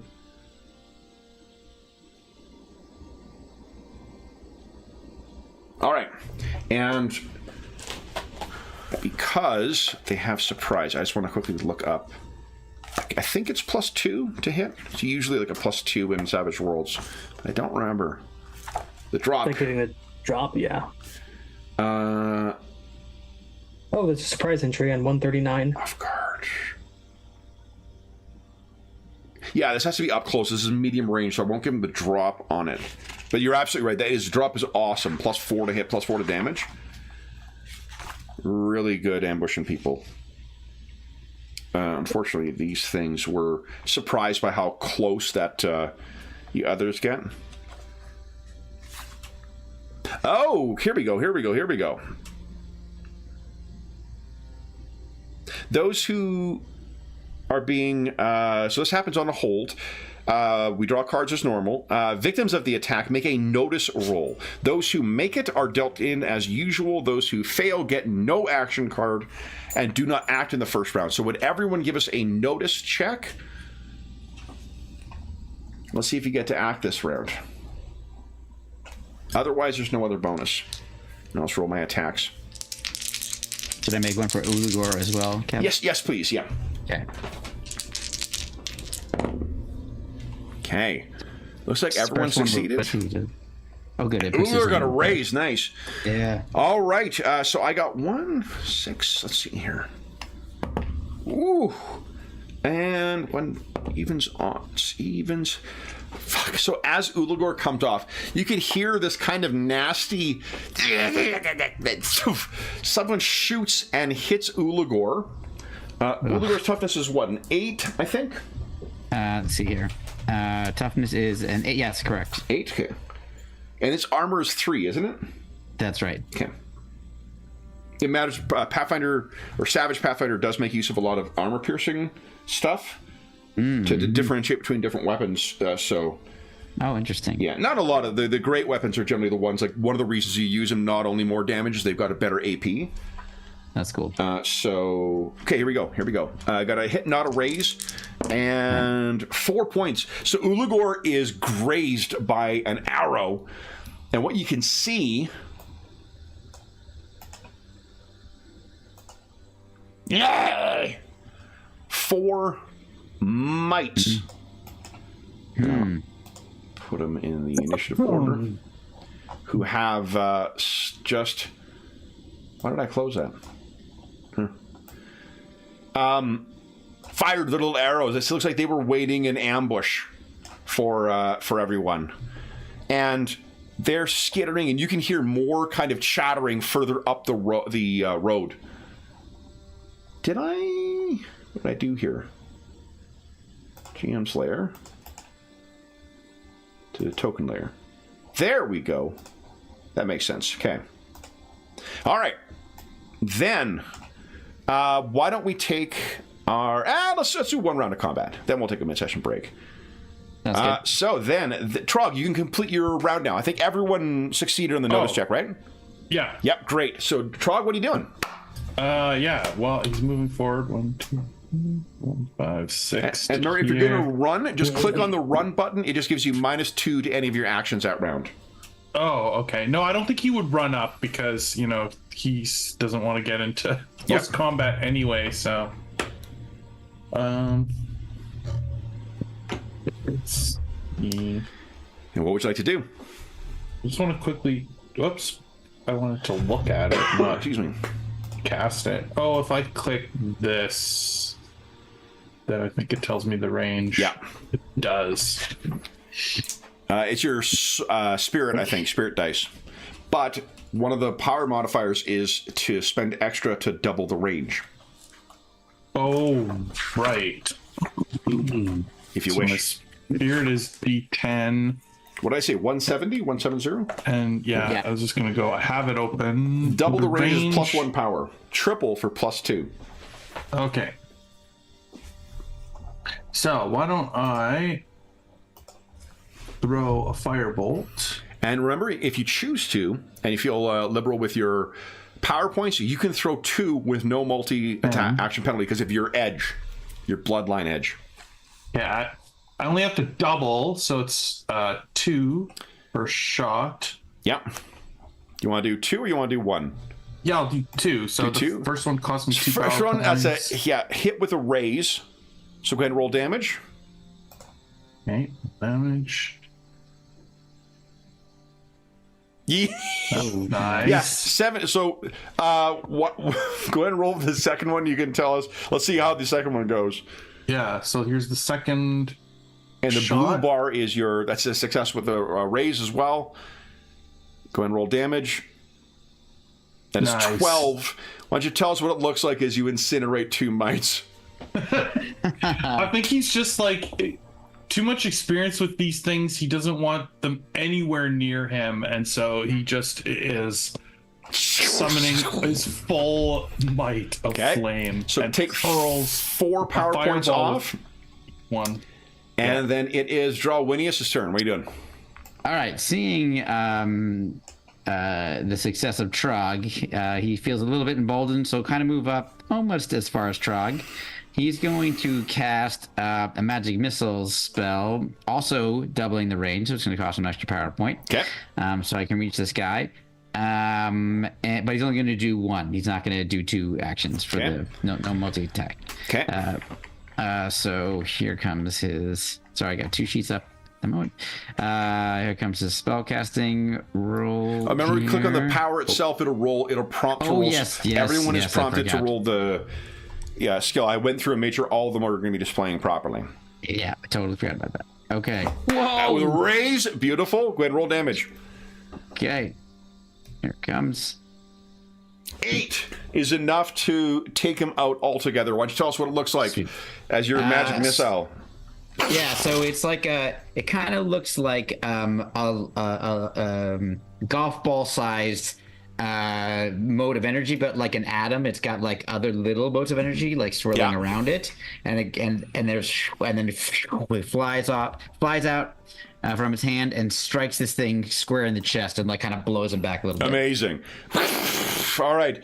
So the 2 of you step forward with your magical might. 2 are down. Remy, what are you doing? Remember, Okay, so, Dust Dancer has a speed of 10.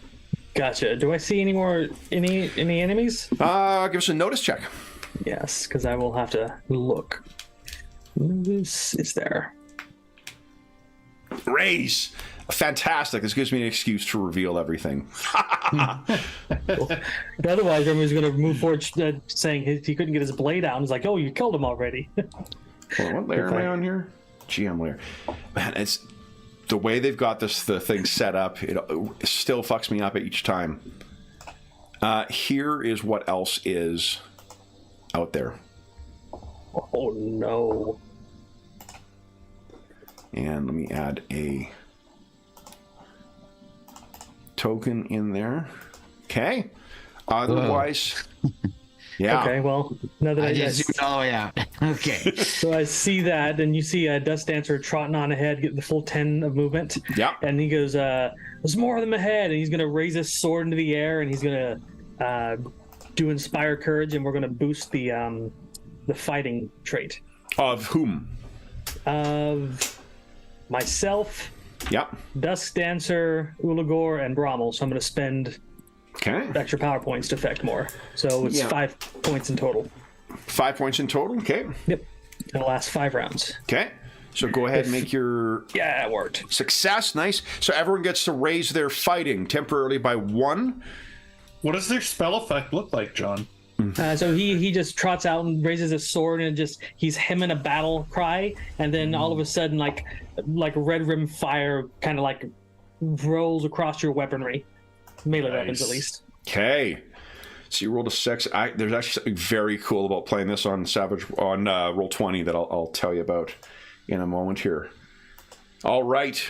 So then, that is interesting. Remy, is that it for you? That's it. Okay. Then we've got some of these little nasty shits who get to go.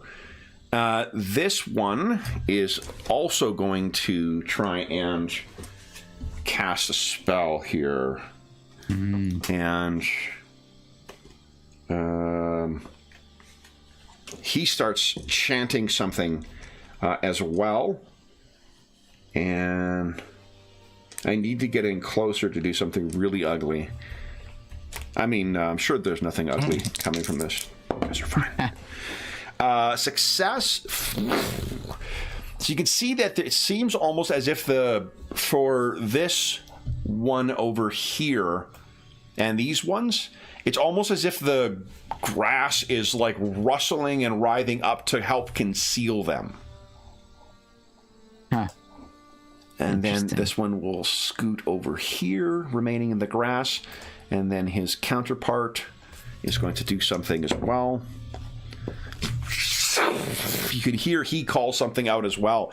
And the one mite that is in there, you see he looks like he's on a little thing. Let me show you the handout for this, because it is one of my favorite illustrations in the game. Let's see here.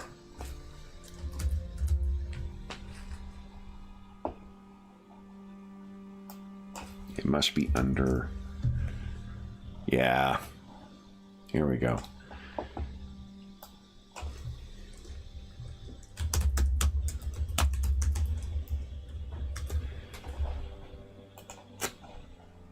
Here you go, guys. You're going to be facing giant tick cavalry. Yikes. Amazing. Yes. He has done something to enchant him, and then he'll go racing out into the... I see you have also brought a cavalier. Yeah, exactly. Then it is Brommel's turn. We doing Brommel? Brommel's going to bring out his short bow and target, I think, the closest mite, which would be this one up here. So those, you're going to suffer -4 to hit them. Between the cover and the things. And hold on. You're short. It's a short bow? They're 21 away, which means I think that's long range for you. It's be -8 to hit them. I mean, that's why there's exploding dice, but... Yeah, I didn't boost your shooting, so... Yeah. Okay, but I guess he's really just got to close ground a little bit and try to stay... You got a bunch of brush you could hide into. So and if you want to run, click on the run button. It'll roll the d6 you get, and it'll tell you how many extra squares you get to move. Let's see. Run is another one that's a little finicky on you. You kind of have to hover around it until you find where the button is. Is it the dice you click on, guys? I'm trying to remember. Anyone? yeah, it's the D6. I think so. Yeah. Oh, sorry, whatever your running is. So yeah. What section of the sheet are we talking here? It's near. It's the top part, I think, just to the right of the stats, I believe. Yeah, left of your skills under derived, 4th one down. Yeah. Running. The 3rd one 11 squares. Oh, sick. You still could take an action too. Just you're gonna take -2 to whatever your action is. And please feel free to take advantage of those big blocks of stone that are out here, or the terrain. It's one of the fun things about playing on a battle map. He doesn't want you to get pincushioned too quickly. All right. Yeah, their dice explode too. If he can still act, I guess he might try to take a shot if it's a little bit better. Yeah, odds so with go ahead him. and move yourself 11. Count diagonals is 1 too. Don't worry about like counting every second or anything like that. Okay, he'll kind of do that. Okay. So you go racing forward. They are, let's see here. Yeah, so their war is minus. Well, here's the thing: it was -6 because of the range. and then -2 because of your running. It was -8. You might as well get a shot off. Like that's why these dice explode, right? Yeah, makes sense. There is conviction that you can pop. And there's conviction you could pop too, but conviction is going to be kind of a milestone, right? That didn't include your -6, right? Oh, no, it did not. No. Did not. So that's actually pretty close. It's only 1 off. Do you want to spend a Benny and try and remember, click on your weapon, guys, or click on your spell. It'll do everything for you, and it'll prompt you. Oh, you did that already. Ignore me. I'm a fucking idiot. Would you like to spend a Benny and re-roll that? I'll spend it. Okay. I'll spend 1. And yeah, John's absolutely right too. You could also spend conviction after the fact and add a D6 to it, but it does mean that you're using your conviction up in this fight then. Okay, but that's a hit. Look at that. Nice. That's with your -4, so you go ahead and roll damage.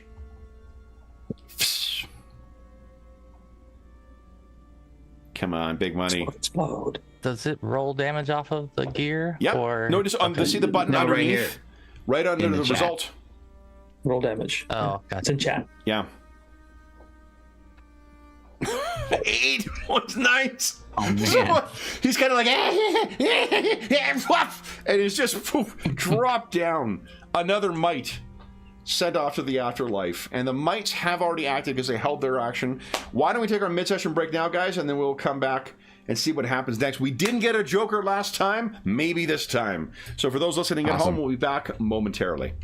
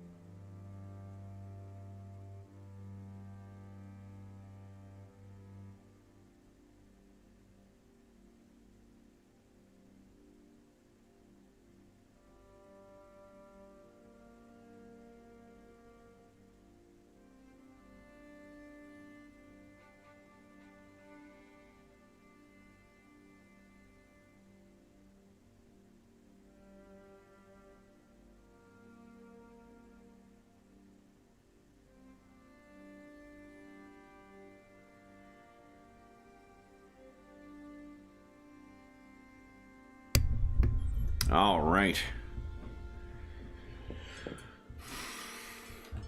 I'll mark who's got their little bonuses while we're waiting for everyone here. Let's see here. One for you. One for you. One for you. And let's put a red one on him. All right. Okay, everyone's set up in there too. And my one wild card over there, I don't need to worry about, because if his initiative tracker is gone, it's because he's dead. So. Ooh,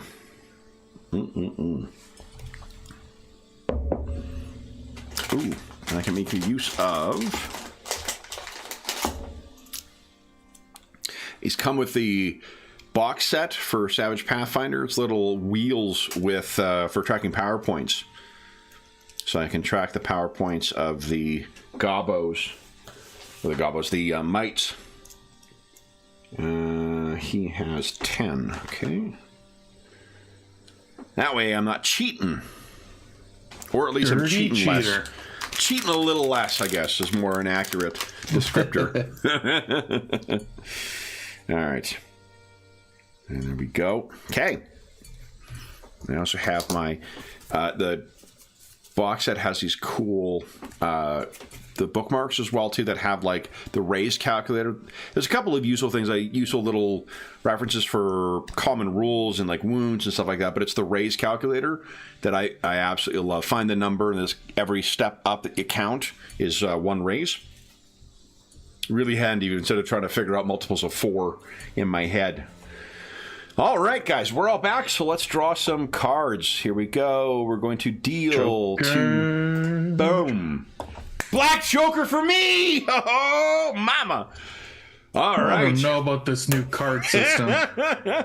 Anybody want to spend Benny to get a new card? No.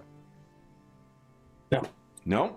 Okay. We'll do what we did before. I will say hands up if you are going to. I won't wait for the negative from everybody. Yeah. There we go. Sounds good. All right. I am absolutely going first because this is going to be a lot of fun.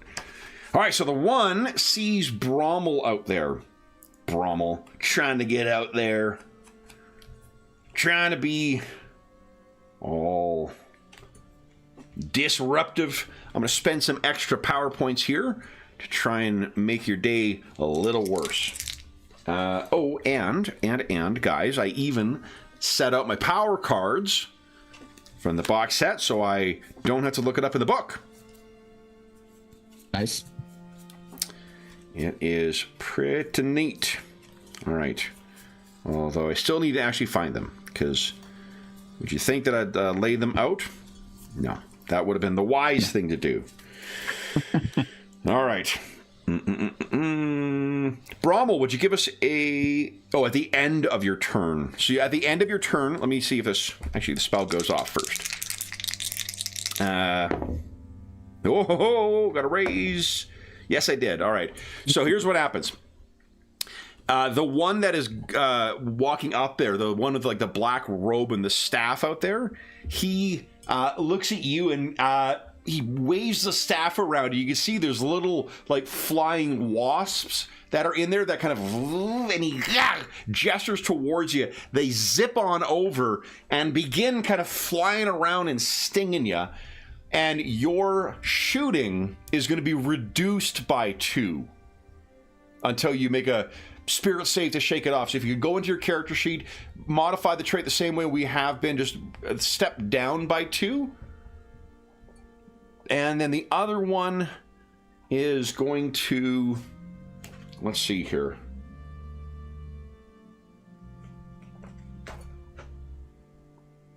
He's going to hold. So I'll try and interrupt someone. The Jokers give a +2 to your rolls for the round, right? They do, yes. Yeah. Yep. But only for the one. For me, it's only for the one that actually drew it. I don't get it to all of my things. Oh, okay. Yeah. It's not that. Thank God. That would be fucking bonkers. I have a pile of bennies I've yet to use anyway, so don't worry. Plus, my wild cards get 3 bennies as well. And I'm making use of the ones from the Savage Pathfinder box. So, justifying a whole bunch of Kickstarter purchases. Savage Rifts. Using mine from Savage Rifts. Nice. That's awesome. All right. Then. So he's going to hold. Then it is. Ooh. The Tick Cavalry to the rescue. So he is going to first run out. And the run dice is only a d6. Okay? All right. So he goes racing out. 9 down to there. And he is quaffing something. Then, did I beat you guys? Holy smokes, this is... There's a reason none of us spent our bennies. Who wrote this game? Come on. Jesus, this is the best game for DMs, my goodness. All right, so each of the little guys is going to start running around. Well, these ones will shoot at Brommel from the top there. Neither of those are a hit. The ones down below are going to start moving in on Brommel. Let's run here. I don't mean to be picking on you, Brommel, just you happen to be pretty close up there. Stuck my neck out. Yep. Which is, it's nice to see there are some consistencies between our Pathfinder 2 version and your Savage Worlds version. True. I'm literally going to be charging in there very shortly, so. Curiosity killed the lizard. Okay. As they say in Rosslyn. Although you are proven to be more durable, you have yet to actually take a hit. Uligor was the only one who took a hit. When Uligor was acting on your turn, so he would have run up with you, actually. And then... Limited actions are like free actions, but once per round, right? The ones that limited free action, yeah. But, one of my abilities. And it has to be on your turn. Yeah. Yeah, the limited free actions once per turn, and it has to be on your turn. I'm just looking at this one. It says it's a limited action I can do. Sorry, that's not it. If it's a limited action, then it has to be on your turn, but it is an action. You can only do it once. Yeah, so there's a difference between a limited free action and a limited action. Okay. Limited action is just, it's your action for the turn, but remember you can take multiple actions as well. You take a -2 penalty, right? So they go running up, and then guys, I've got great news. There are might reinforcements. Reinforced mites. Yeah! And they're all running out. And why not? We'll all take a shot for... I need to roll really fucking high to hit because they're all running as well like idiots. And I got 2 that might. I need to get now 4s or higher on these. Neither of them. There's 2 Sharrows that get a little closer to you, Brommel, but there's a whole host of them that are all running out like... and firing their little bows at you. They all seem to have insects crawling on them as well. That's it for the bad guys, guys. Terrible news. It's now time for the players to take actions. So, guys, what would you like to do? First off, draw wittiness. Yeah. So, yeah. I think I'm just going to continue with my previous successful action at the moment. So I'll move ahead a bit here. Have to line up. Oops. That was Ramirius. And then I was just looking at all my power modifiers. So things like mage armor, like things that will add to armor or to toughness, could be pretty helpful, particularly for you. Yeah, that's true. Deflection, likewise, could be quite helpful for some of your allies. So -2 to be hit either at melee or range, and on a success or on a raise, it's both. Well, I think that you're right. I think that is a good option. I am gonna do my mage armor. Okay. Which is got a power point of 1. Okay. On myself, obviously. So go ahead and give us you got to click on that spell for that power point. Yeah. Yeah. Sorry, I'm like analog here in my mind. Okay, here we go. Where is it? What's it actually called? Protection. There it is. There we go. With a raise, so +2 toughness instead of +2 armor. Awesome. Okay. Great. I need it. Okay. And then I'll get a 5 toughness. I think that's it for you. Yes, that is it for me. Brommel, what are you doing? Rommel's gonna turn to Ulagor and say, challenge him to say, how many mites can you bring down? And he's gonna then lead the way and charge in. Love it. Towards these ones. Which ones? The big ones or the one in the corner? Oh, in the corner, yeah. Yep. Okay. So then if someone could roll fighting for Ulagor, this will be supporting Brommel's attack. I got it. And remember, Savage rules, you can draw a weapon for free. Yeah. Cool. Awesome. Nope. Okay. Ooh, Brommel. Would you like to spend a Benny? Yes. Remember, melee I attacks. want Ulagor to get this one on me. Yeah, go after the.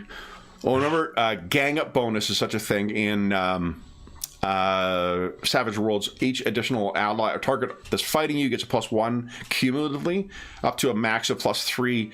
But there is a fucking great ability that some irritating little shitty things have called Wolf.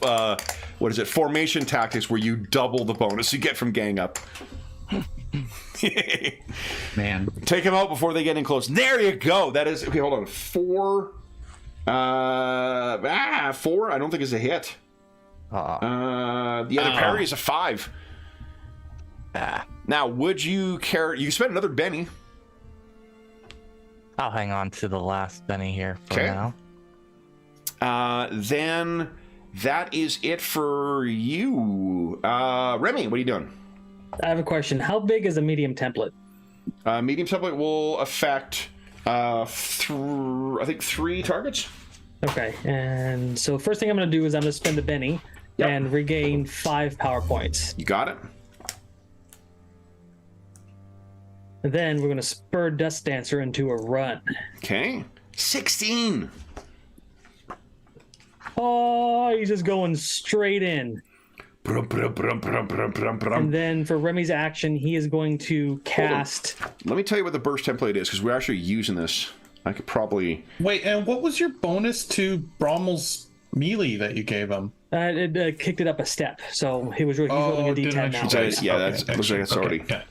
Yeah, I was just checking. Okay, and here we go. I'm probably going to make it large so I can affect more people. Oh, great. Okay, so then. I'm just going to burn 5 points again. Nice. Okay. It's in combat. Hold on. I don't know why I'm having such a hard time finding this. Range of smarts. Here we go. They are within my range of smarts. 4 targets. For large? Yep. Yeah. I'm going to try to hit the closest 4 here. Yeah, I mean, basically, hold on. With these clustered together, you can basically get all, everything in this area here. Okay, cool. Yeah. I'm casting Cause Fear. Oh, my. And I'm tacking on 3 extra points to get a large burst. Okay. And even with the -2 from charging in, that's still 5. That's a success. All right. So then everyone must make a fear check. I love how they display everything in here. It's just fucking great. Okay, and then, so their spirit is, it's not bad. 1, 2, what is that? 3, 6 in there. Okay. 6 dice. Let's see. 1, 2, 3. Holy smokes. I'm just going to move them now because... Death on horse coming for you. Ha! Yeah! So they are panicked. These ones here. Take down around for And that. 1, 2, 5. So they're going to start running away. Ah! That's impulsiveness and work. And then I'm going to roll for the cavalryman. Let's see if he... he actually has a wild die, so he's a little better. But let's see. I failed, which means I need to spend a Benny to re-roll. Succeeded. Okay. Is that it for Remy? Yeah, that's it. And what does your fear spell look like? So it's basically as he's charging in, he's like screaming out a war cry, and him and his horse seem to get bigger and bigger and bigger as they get closer. Nice. All right, then Trog, you're up. What are you doing? Trog is like, realizes how slow he is and far back, so he's gonna run. Can't believe Dust Dancer freaking exploded with that run. Yeah. Over behind this bush. Okay. And that's it for this round. You don't want to do anything? Well, I can't really see anything, can I? No, you got There's a big rock right here. There's a big rock, but you can see them. There's I can see that guy. Yeah. Okay, yeah. And you see them up there. Yeah, I guess I can throw more shots. They go pretty far if I double their distance. Triple them.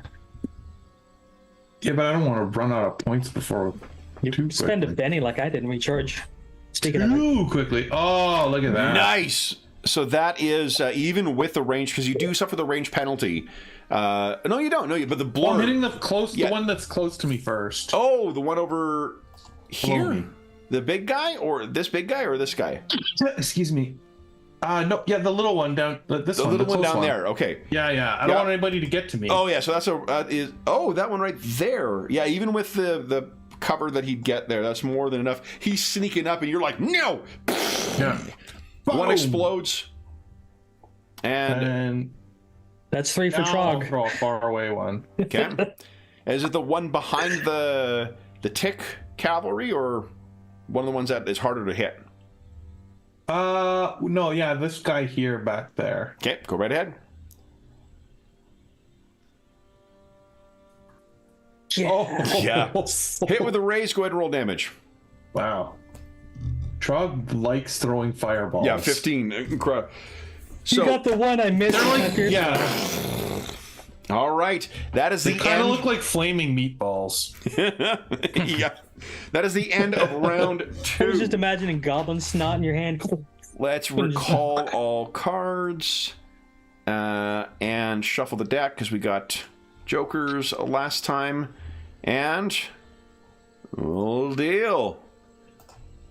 Here we go. No jokers. Anyone want to spend a Benny? Hands up. Oh, did it already? What if I tell you you're going to get a Benny? It's 2 minutes early, but I got a queen. I think I'm good. I don't see any hands, so Okay, yeah. here we go. Remy, you're up first. What are you doing? Oh, hold Alrighty. on. I hit the wrong button. 1 sec here by card suit. Yeah. Oh, yes, they are up first. Fantastic. All right. So we got Remy. Oh, boy. I think you were at short range for some of these guys. So first... Yeah. That's cool. Okay, actually, I don't think it's short range. That is... Nope, that's short range. Okay. 2 shots on you. 1 is a hit. Your toughness is what, an 8? 8 with 3 armor. 8 with 3 armor. Okay, these are not AP. Hits you, doesn't even shake you. Let's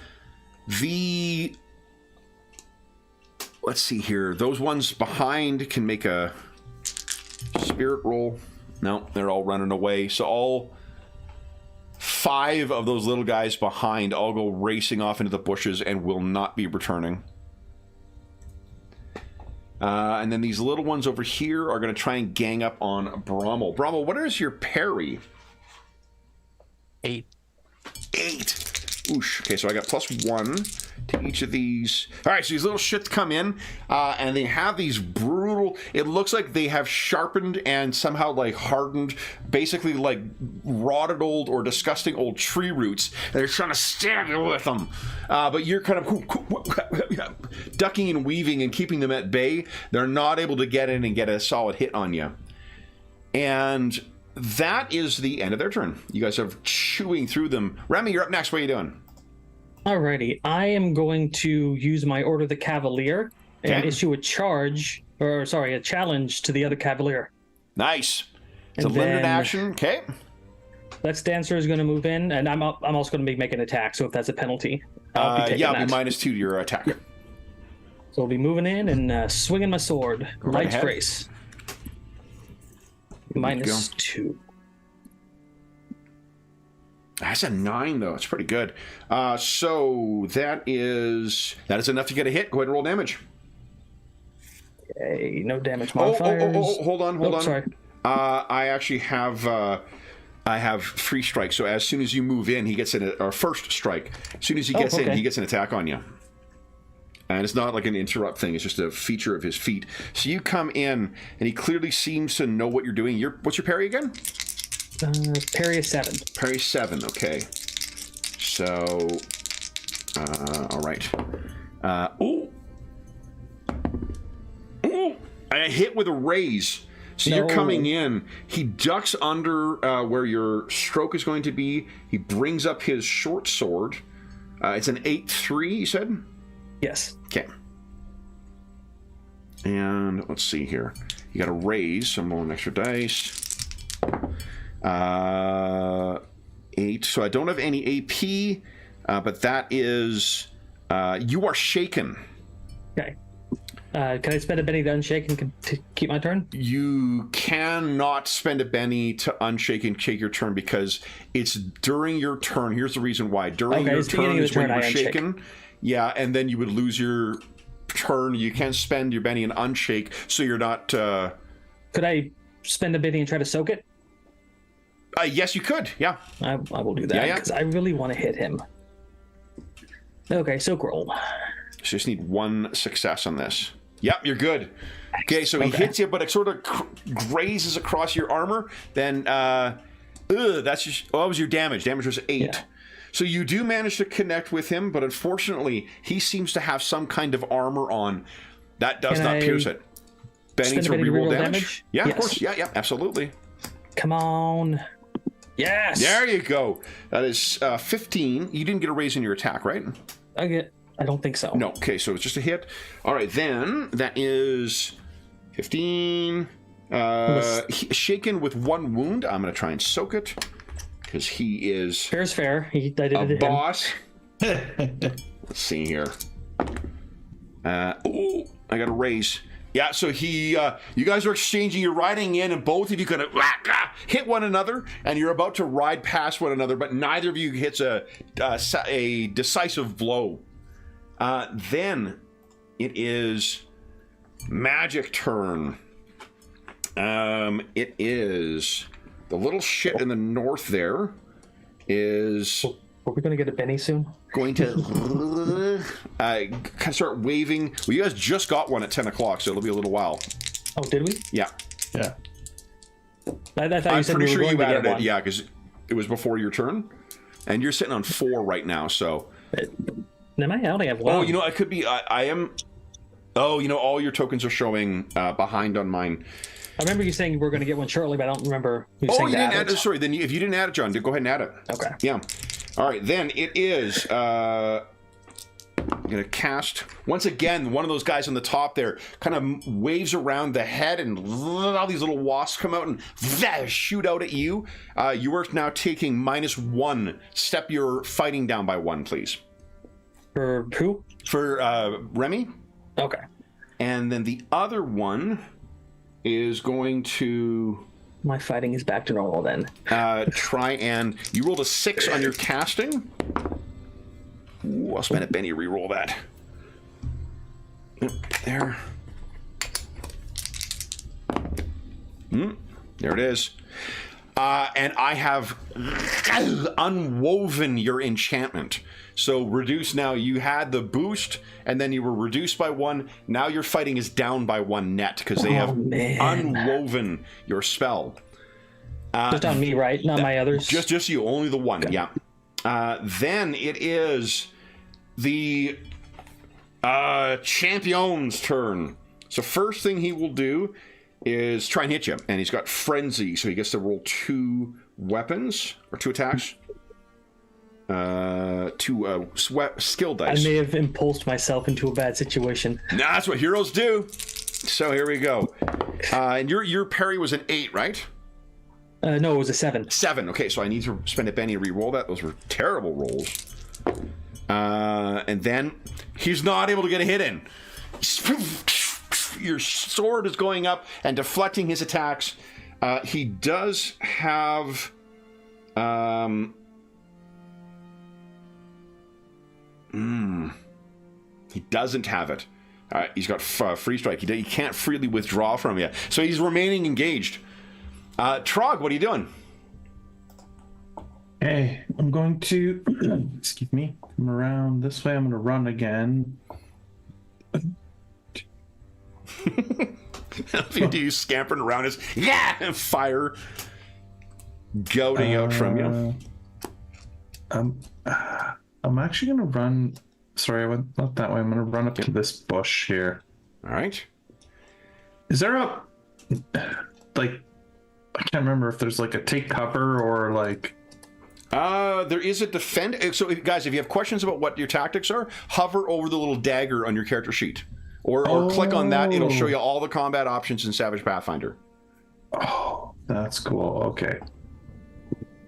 You can perform multi-actions if you defend, though. Like, you're not casting any spells? Yeah, I guess I could. You could also spend a Benny to get 5 power points back. I know, I was just trying to stay in it. Yeah, okay. I'm going to throw something at that spellcaster over there. Yes, please, thank you. Yeah, okay. Because this thing goes away, he's dead. All right. -2 to hit the spellcaster. Okay, well then I will use a Benny. Go ahead. Reroll. Did that include the -2?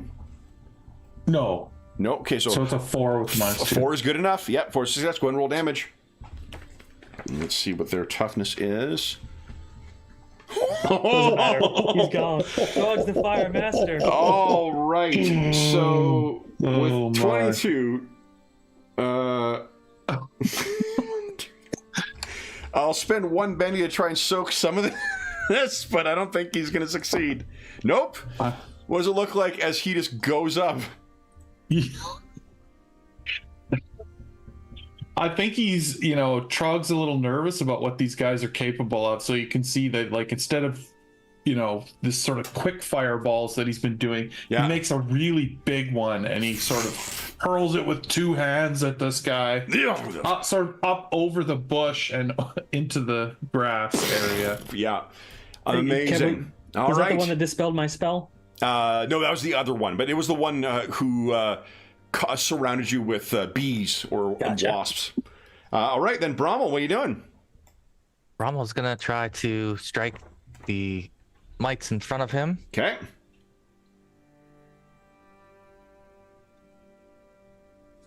Go right ahead. Yes, that is a hit. Go ahead and roll damage. Okay. Oh, and hold on. Roll for Uligor. Someone, please. A fighting check. All he needs is +1 and he gets a raise on that hit. You got it? Okay. Here he comes. Or you can guess. Yes! So that's a raise. Go ahead and roll damage. Does 18. So what does it look like as you take this one down? I think he uses the technique that he showed Uligor earlier for a killing strike, where he does this twist of the wrist. Nice. It does the same, leaves the same mark that Uligor left when he practiced it. Yeah! Amazing. You see, it's all on the wrist as one of the guys goes down. Awesome. Anything else? No, he's gonna stay. Well, actually, he can still move. You could move, but it would be a free strike from that 1 might. Though right now you are getting a gang up bonus on this might, so you'll have +1 to hit him next time. Okay. I think he's going to. He'll stay where he's at then. So here's something. Oh, sorry. If what you're contemplating is your thaumaturgist ability, you can use that. You get 5 tokens on the adversary. Then you can spend those to gain +1 to trait or damage rolls that you make, or -1 to the foe's traits or damage rolls. So if this thing's engaged with Remy and Remy is feeling threatened, you can use that to impose -2 on my attack rolls and my damage rolls. And I could target the tick from here. You could target the tick and the tick rider. Yeah. Yeah. Okay. Yeah. I'll try that. Okay, so you have 5. You keep track of them however you choose. You have 5 tokens on there. You just tell us whenever you want to make use of them. So then, Drowinius, you're up last. What are you doing? Okay, first moving 1, 2. I'm gonna get heading towards my sorcerer's companion. Okay. I will arrive there. I'm gonna target this one here. Okay. I'm gonna spend. I'm gonna do once again a magic missile, but I'm gonna spend 1 power point to double the range. Okay. And then I'm gonna spend 1. Sorry. It'll be -2 to the roll because of the blur effect. But Yeah. So and it's well, yeah, unfortunately, but I'm also still gonna spend another power point to try to hinder him by having this magic missile like loop around him and loop around him and loop it around him. Yeah. So that I'm gonna spend a total of 2 extra power points on this. So one thing I'll tell you guys, -2 for this game, the way that I'm intending on communicating to you guys who are extras and who are wild cards, if there is not a health bar, an empty health bar underneath them, they are extras. Yep. As soon as they take a wound, they die.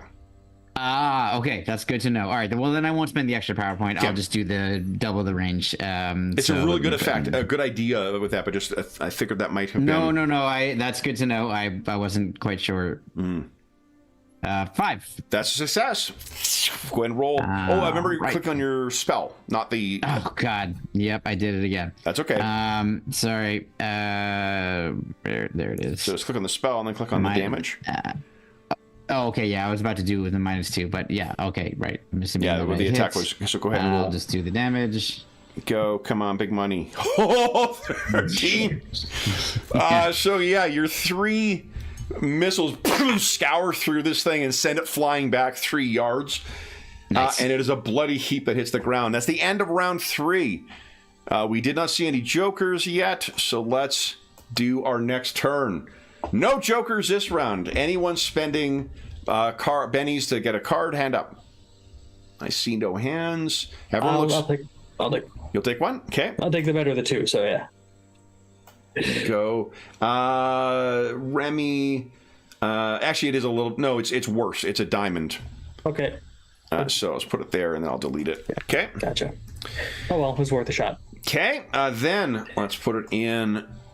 Card by suit. Brommel, you're up first. What are you doing? I think, did Brommel need to roll to shake the effects of the shooting That guy got killed. issue, or did that just go away whenever he died? No. That's gonna last for 5 rounds. 5 rounds. Okay. Most things in Savage Rolls last for 5 rounds. And then you can spend a power point to continue it on. Although the guy died, so probably not going to continue. All right. So Brommel will try to finish this one right in front of him. And Go ahead. Uligor. You have +1, and then if you could roll for Uligor's support as well. Yep, I got it. So the 2 Sword Lords are teaming up here. So we get Uligor doesn't help at all, but well, it's good enough to get a hit out of it. Brommel, go ahead and roll. Oh, remember, rolling your weapon, guys, and your power. Do not roll your skills. In combat, always roll your weapons or your skill or your powers, please. So even when he's helping, he should roll a weapon. Yeah, because he gets a bonus from his weapon. Yeah, because he gets a bonus on his weapon. I see. Yeah, okay. So, but that's okay, Brommel. You go ahead and just roll in the weapon, and then it'll prompt for damage. Why does Uligor have 3 wounds? Uligor doesn't. He's got 1. Yeah, Uligor has 10 power points. Uligor is showing -3 from wounds on his roll. It says 5 of 1 for some reason under wounds on his sheet. I don't know why. Oh, wait, hold on. Why does Uligor have... Should have not. Yeah, he shouldn't have any. Well, then what's going on with his sheet? Companions. Uligor Bartok. All right. Oh, there's a 5 in there for some reason. There must have been... There we go. Something must have slipped in there somehow. Okay, cool. Okay. So actually then it's a +1. Still on a raise. 8 points is enough. What's it look like as you take him down, Brommel? This time he reveals a new move to Uligor, something completely different, where he actually kind of adds another twist to the previous motion and sort of slices, almost disembowels this thing with an extra move. You can move after your attack if you choose. Yeah, he'll go ahead and go 6. Yep. And just move Uligor along, and then it is Drowinius' turn. Okay. I'm feeling good about he's feeling good about like that he's maybe gotten something down in terms of a strategy, so he's gonna do the same thing. 1, 2, 3. So he's gonna get there. Okay. He'll target this guy right there. Go ahead. Spending the extra power point for the double For the range? Range. So it'll be -2. Yeah. So here we go. -2. Come on. Yep, success, not a raise. There we go. Go ahead, roll damage. 16. What's it look like? I think this time the first missile like hits it in the chest and he kind of staggers, and the second one it goes right through his head, followed immediately by the third one. Incredible. All right. These are magic missiles. These are magic bullets. Oh, and then I can't remember. It's not an action to spend a Benny, correct? No. It's just free. Yeah, great. So I spend a Benny to regain 5 power points. Nice. Okay. And you also power up from the excess arcane power from the... I said power up from power. George, feel free to steal that. For Yeah, hold on. I'm getting it down. So what was it again that you said? Power up. I think it was just the Charlie Brown parents sound. Just you might as well just assume it's that. Wah, wah, wah, wah, wah. All right, then it is this guy's turn. He is going to. The sorcerer, the gremlin sorcerer on top there, Remy. He's going to target Dusk Dancer's strength. You bastard. Yeah. I boosted that. Then it is. Oh, but the spell fighting. doesn't go off.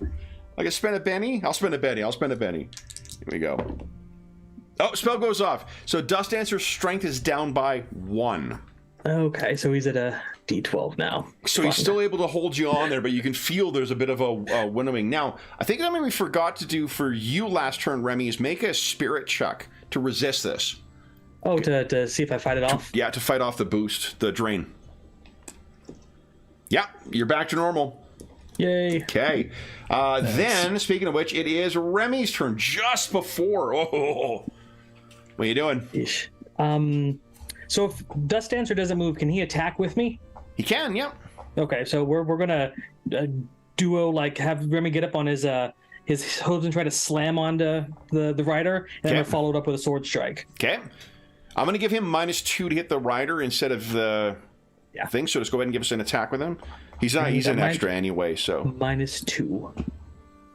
that is a zilch. So no, he's not able to get up. But I mean, there's a hungry tick that's in front of him, so that's perhaps understandable. And then Remy.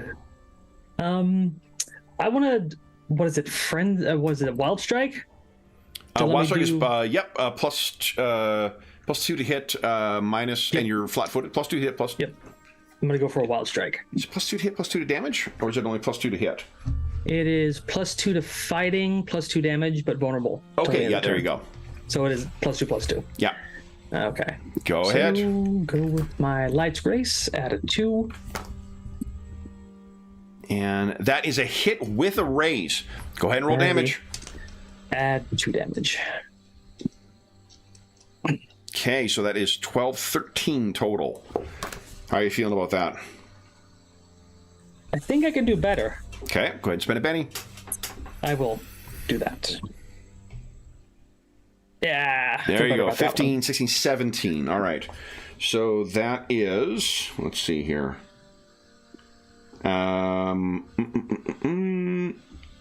He is wounded. Do I want to soak that and shaken? Oh, I'm blowing through my bennies. No, I'm going to save. Fuck it. I'll save it for the reroll on the spirit roll. So you do hit him. He's got 1 wound. So what do you think the nick on him looks like? So Dust ever went up and kind of like hooked at him, and Remy came in sliding off his saddle a little bit and kind of like gouged his arm right by the rein of his tick, and then Remy's half dangling off his saddle trying to get back up because he's vulnerable. All right, I need to make a spirit check to see if I can act this round to unshake. Yeah, -1 from wounds. He does unshake, so then he is going to respond. Your parry is a 7, correct? I got a -1 to this. Oh. I got 2. I'm vulnerable. 8. You're vulnerable, so it's a 5. I got 2 hits with raises on you. Oh, great. Here I go. Okay, so here we go. I can't soak none of this. This is... You do have your conviction. I do. So here we go. First one, you're at 8, right? 8 toughness, yes. Yeah. Okay. So that is a one hit with 1 wound for the first one. Okay. Do you want to soak that? Or are you gonna take it? I'm gonna take it. Okay. So you got 1 wound. Second one is a hit. Same thing, actually. 1 wound. 1 more wound. I'll take the wounds. Okay, so you got 2 wounds so far. He is just hacking at you as you're rotating around. The tick is going to try and bite Dust Dancer. So those mandibles snap out.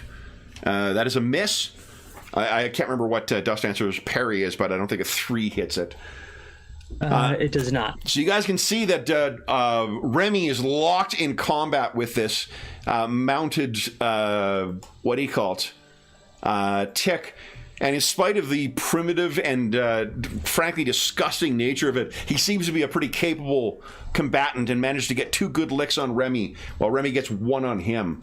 It is then Trog's turn. Were you in Trog? Okay.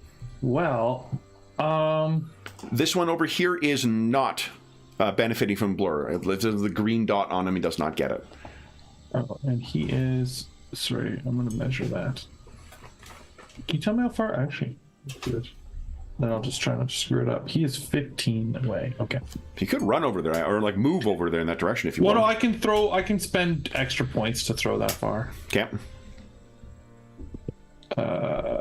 Okay. Then that's what I will do. These cost double. That is a hit and a raise. Go ahead and roll damage. There we go. Oh, it's only 7 damage. You want to Benny then? It's got so many of them. Yeah. Yeah? I am going to do a Benny on this damage. Come on, Trog. Oh, still a 7. How about that? You want to Benny it again? Or Well, but I can throw another one. So you can throw another one. Yes, you can. Yep. That one would be a hit, but not a raise. Go ahead and roll damage. Okay, well. Let's see. A 2. You want to Benny that? No, he's just getting tired out. He's getting tired out. A little puff of smoke comes out. Yeah, they're not as big. Shit. They're clearly, yeah. All right, so Needs the a break. first one does actually shake him, but is not. Let me use those for shaking. All right, and then it is. I think, guys, you have driven off all of my. Have you killed all my mites? Well, I've made like 5 of them run terror. Yeah. All right, so I can actually take them out of the initiative order because there aren't any left. That's the end of the round. We did not get a Joker this round, so let's do it again. Deal, come on. Let's see. Red Joker on Brommel. Look at that. Hands up, anyone spending a Benny. All right, first off, everyone gets a Benny from Brommel. Anyone want to spend a Benny to... Nope. Okay, so we're going in. So, Brommel, you get to choose where you're going first. Do you want to go right away? Gang up bonus. Yep. Well, not on gang up bonus. He's also got tokens on there, so you can spend his, what do you call it, esoteric tokens to get +2 to hit him. And So +2 to damage if he wants to spend them. He's gonna get over there and try to help gang up here on Okay. it. And have Ulagor So between follow you and him. Ulagor and Remy, you're getting +2 from the gang up. Ulagor, would you give us a support roll? Yeah. Not to be devil's advocate, but he has first strike, doesn't he? He does have first strike, yeah. So when Brommel, you moved in this turn. Hold on, he does get a chance to hit you. Hold up. Sorry, Brommel. Brommel, ooh boy. 7. I do get a hit with a raise on you, Brommel, as you're coming in. He lashes out at you. There's an edge called First Strike, where if you move into range with it, you get to make a free attack on your target. So I got a raise. What's your toughness, Brommel? 7. 7, okay. Ooh, you're taking 1 wound. You want to try and soak that by spending a Benny? Yes. Okay, go ahead. Okay. And there's a soak button on the...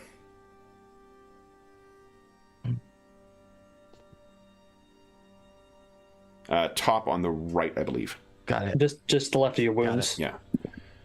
Yes, and you soak it. All right. So there's it does hit you, but you're able to sort of like push it his little spear aside. You then move into position, and your Ulagor is supporting, so you're getting +3 to your attack roll. Brommel, do you want to spend a token and get another +2?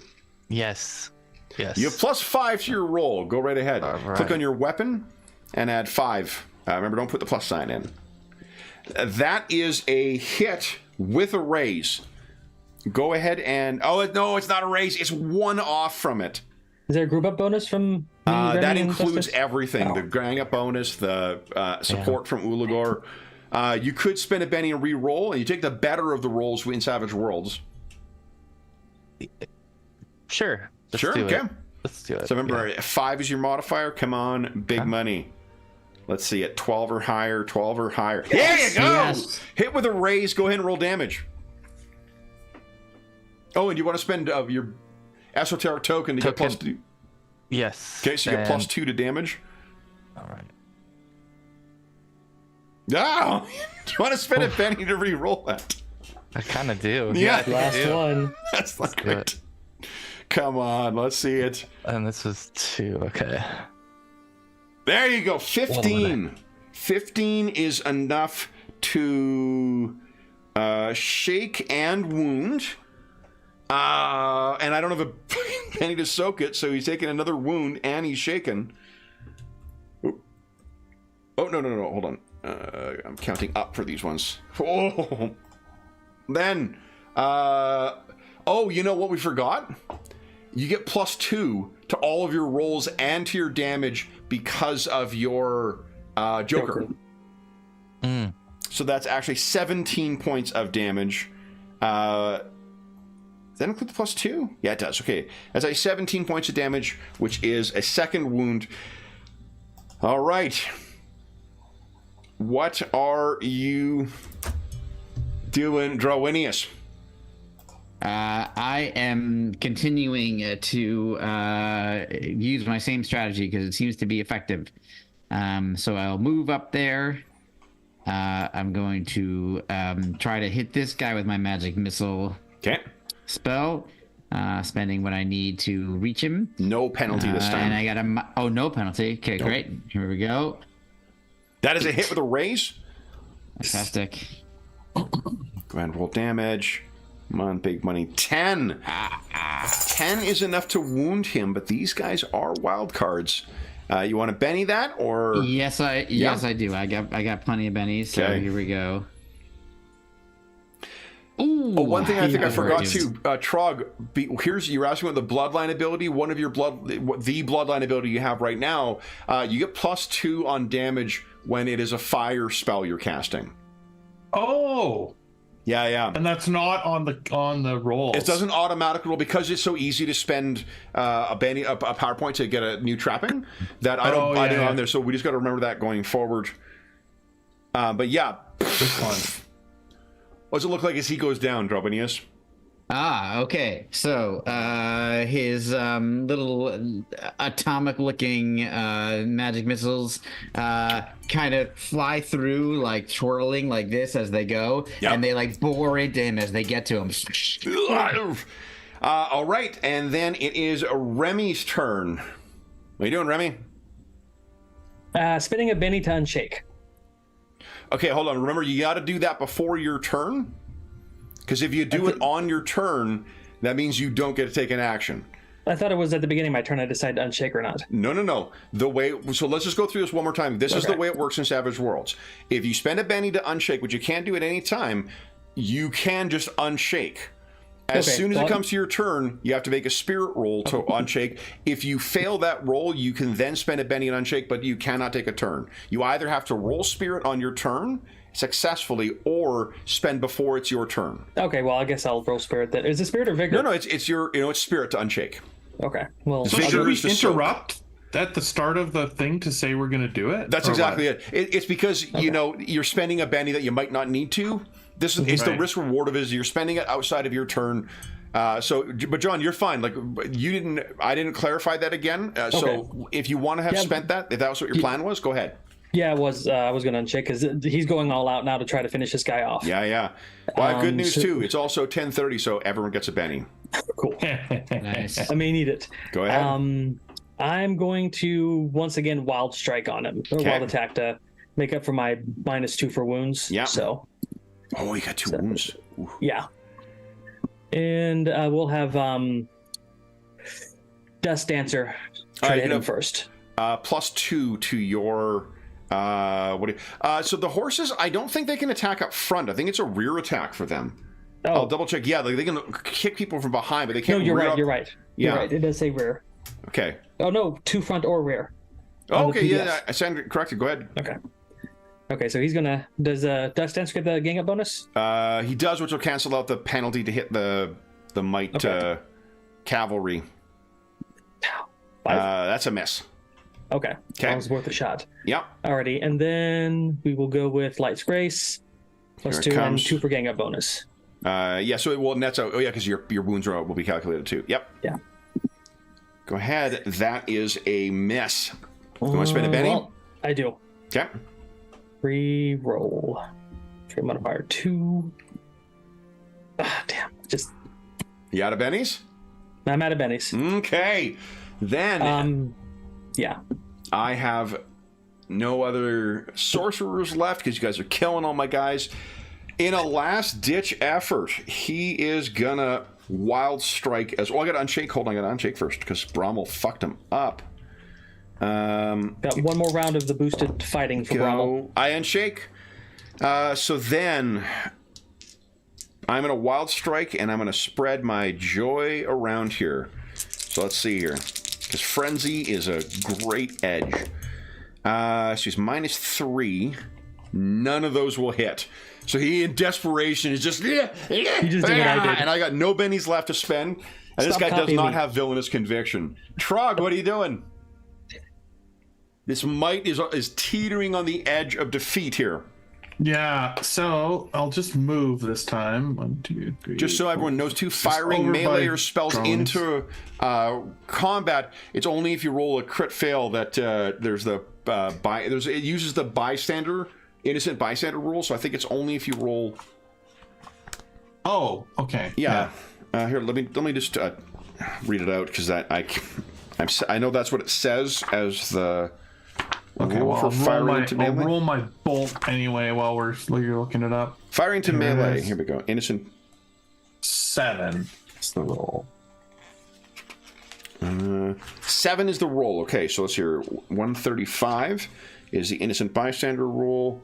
Each skill dice that is a 1 hits a random target that has to be from the enemy side. So when you fire into melee, if your skill dice is a 1, it hits someone in there, regardless of whatever you succeeded or not. Okay. Yeah, but that is good enough, though. That is a hit. Remember, at range, you're only going against a 4 normally. So the parry is only when you're engaged in melee, or if you got a shield. So should I put 2 damage in here? Yes. Yeah. Okay. Yeah. That is 15 points of damage.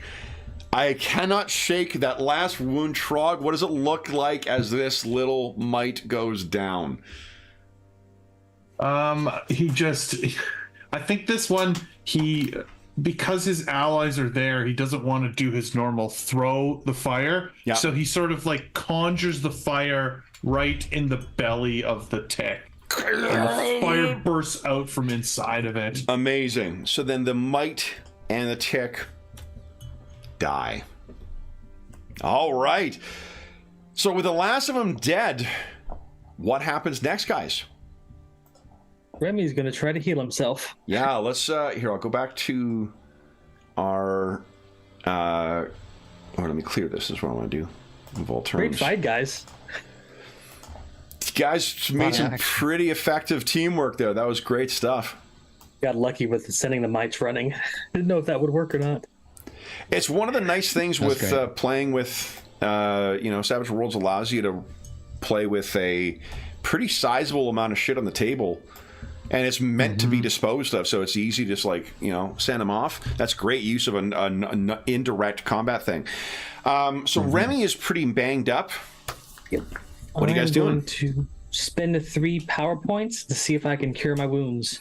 Okay, so remember, you're suffering your wound penalty. If anyone else has any kind of healing spells, it might be better to have them do it. Oh, I do, yes. Okay. Gracias. And I have, I can do this. I have just enough points left. Oh. That's a success. Oh, hold on. You 5 will get 1. So 1 wound for me. Yeah, I might as well re-roll it. Try for a better result. Yeah. If you get a raise, it'll completely. Hey, There you go. There So, we go. Trog, Remy gets off the horse and he's a little worse for wear. What does your healing spell look like? Yeah, I think what I've said previously is it's like sort of this warming energy that almost sort of wraps you in like a nice, fur coat looking sort of so it sort of heals you that way. Remy, thanks, Trog. I got stabbed doing something stupid. Well, we all make mistakes. Did you see them run? That was great. That was great. So, what of Brommel and Dralwinius? Uligor is sort of approving right now. I think of I see the effectiveness of that. I will have to try that again.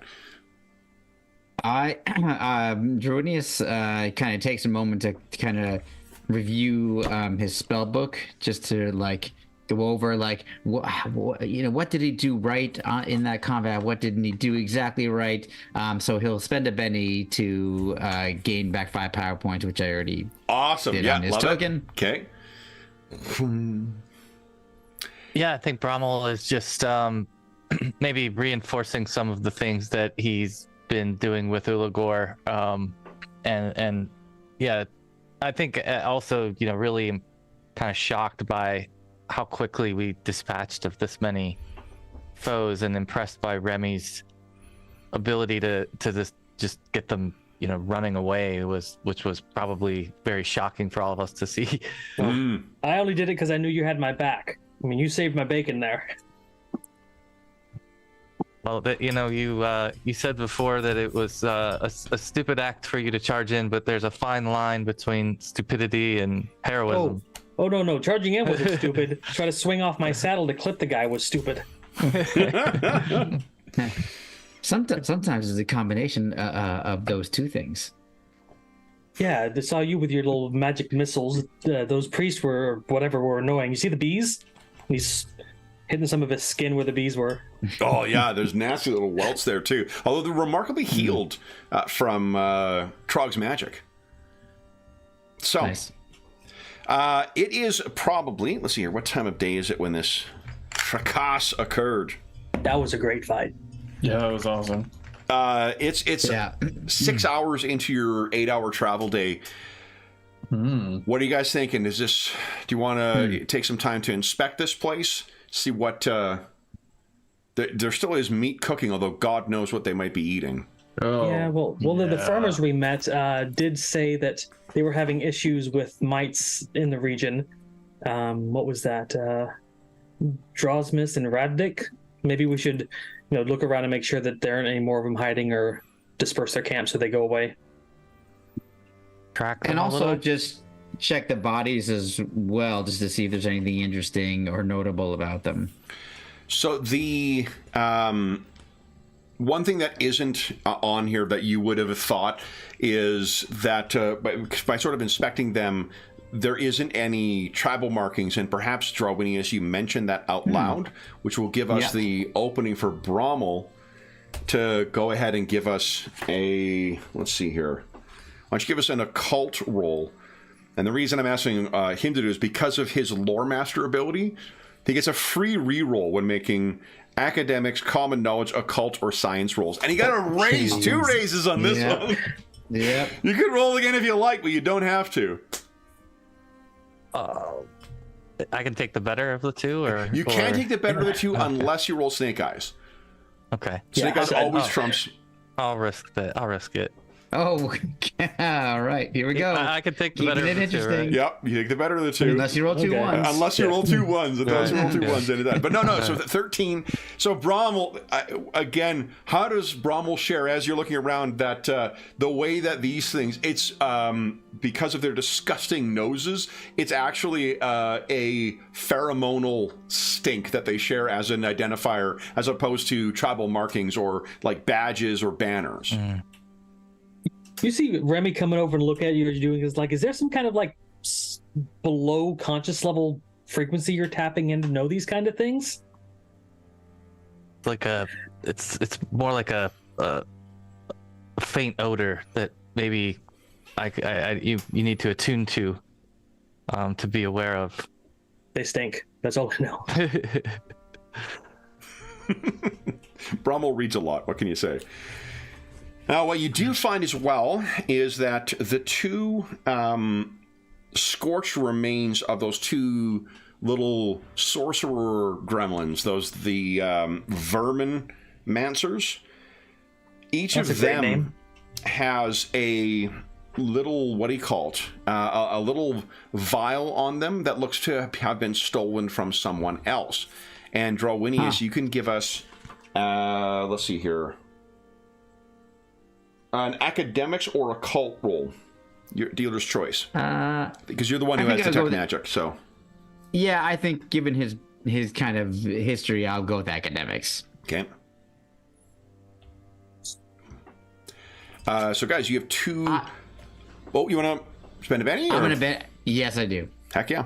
Here comes a reroll. Come on, big money. No. One thing I'll point out, guys, you know what would have been cool too, is if you'd had Vaz here, because Vaz can use her leader tactics to give you things like +2 to your toughness for the fight, or for 5 rounds, or +2 to damage for 5 rounds, and always grants a +1 to when you're within, I think, 5 squares of her. You get +1 to recover from being shaken. That's cool. Yeah, we need our general. Yeah, no kidding. Reminds me of the warlord from D&D 4th edition. Which It's I very actually much always like that. really Yeah, liked. yeah. There's some really neat. There's some leader, because edges, you can play with extras so easily in this. There's some really neat like leadership edges that they have in it. And I think at the higher levels, you can actually treat wild cards as extras as far as some of the things. Not you can even do with them. higher. She's got that already. It's only seasoned when you need that. Yeah, it's pretty That's cool. awesome. So I'm not even sure she needs to be seasoned to get that. I think it's seasoned, but in any event, Drawinius, what you find among the two Verminmancers are 2 potions of minor healing. The way that works in this game, quaff the potion, you heal 1 wound. Okay. Awesome. And That's pretty cool. on the Add that to the loot.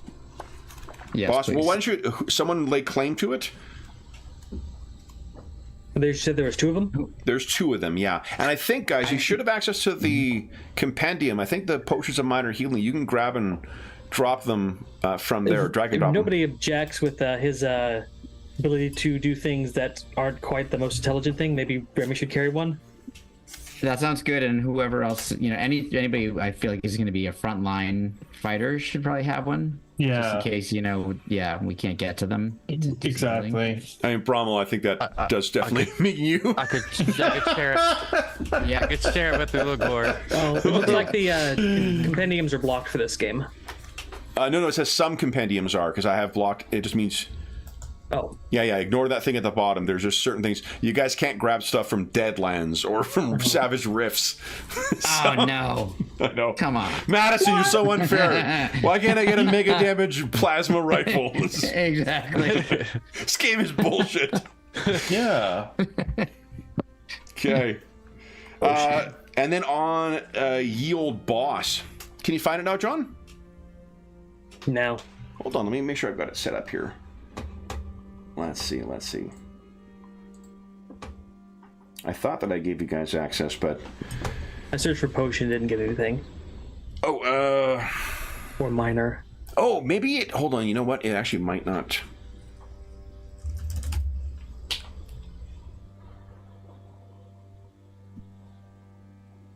No, it isn't. It isn't in here. It's because they say it's a power thing. So forgive me. That's my thing. Go ahead and put down a minor healing potion on your under your trappings, and then you can get that. All right. So what this little guy has, it'll be for actually. Well, this is unfortunately your size, Trug, but it's a little disgusting. And it will interfere with your ability to cast spells. But there is a pretty amazing breastplate that looks to have been crafted for a child, a human or human-sized child. It would grant +4 to your toughness if you wore it, but it would also mean you would be suffering a pretty big penalty to casting your spells. There are also there's one Drowinius. I'm assuming you're going to detect this. There is another 3 potions on him.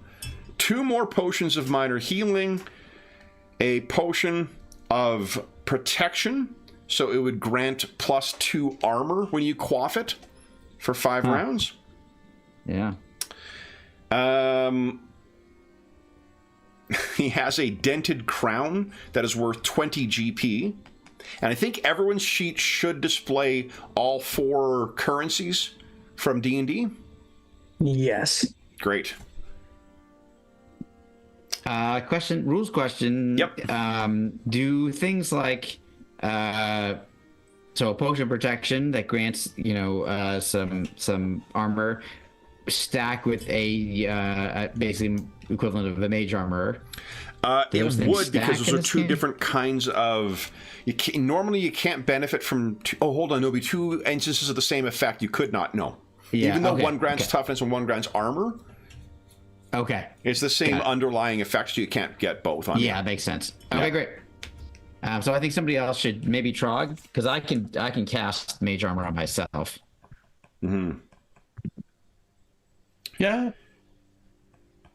And I mean, unless somebody else is kind of low on their toughness. I got an 8. It's not bad. So the spear also, Drowinius, it does appear that the spear that this little shit was wielding seems to have been made by definitely not mite hands. They were stole it from somewhere. What it actually, either you or Brommel or both can give us an academics check to try and do it, and just one of you will be supporting, one of you will be rolling. Brommel gets a free reroll on all of his academics checks. So why don't I support, like, I've been looking at it and I'm not quite sure what it is, and then I'm bringing it over to Brommel, so I'll do my support roll here with my academics. Okay. There you go. So there's a... Okay, so +1. So Brommel, you get +1. Or don't put the plus sign in. Oh! Free reroll. Oh no. No. That's a crit. 2-1. Bumble. Yep. There we go. Well, It's a cursed spear. Yeah. yeah. We needed to have it happen during the session. We just made it.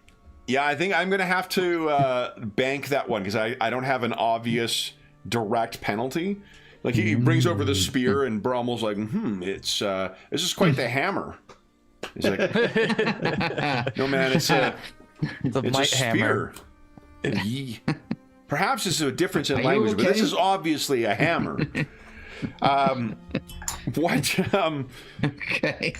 You're not able to identify the origin of this thing, but Drowinius, what you were able to, I'm assuming, again, you use detect magic.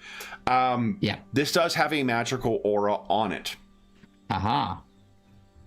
So I think, and hold on, let's take a look at identifying magic items. Yeah. That might be a camp activity. Holy cursed spear. Here we go. Magic. I'm not touching that thing. Don't worry, there's plenty in there.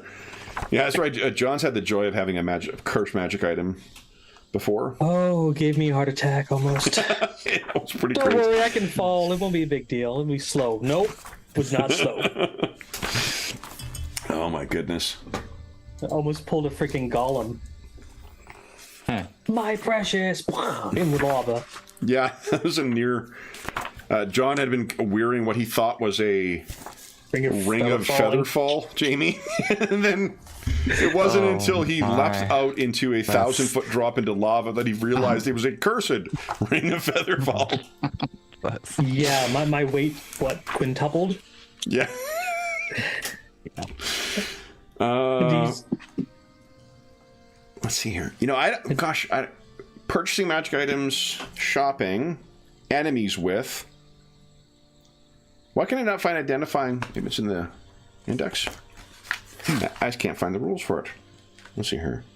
Is it under magic items? Here we go, magic items. Just a list of them. Let's look at detect magic. The power, maybe that'll tell us. And here we go.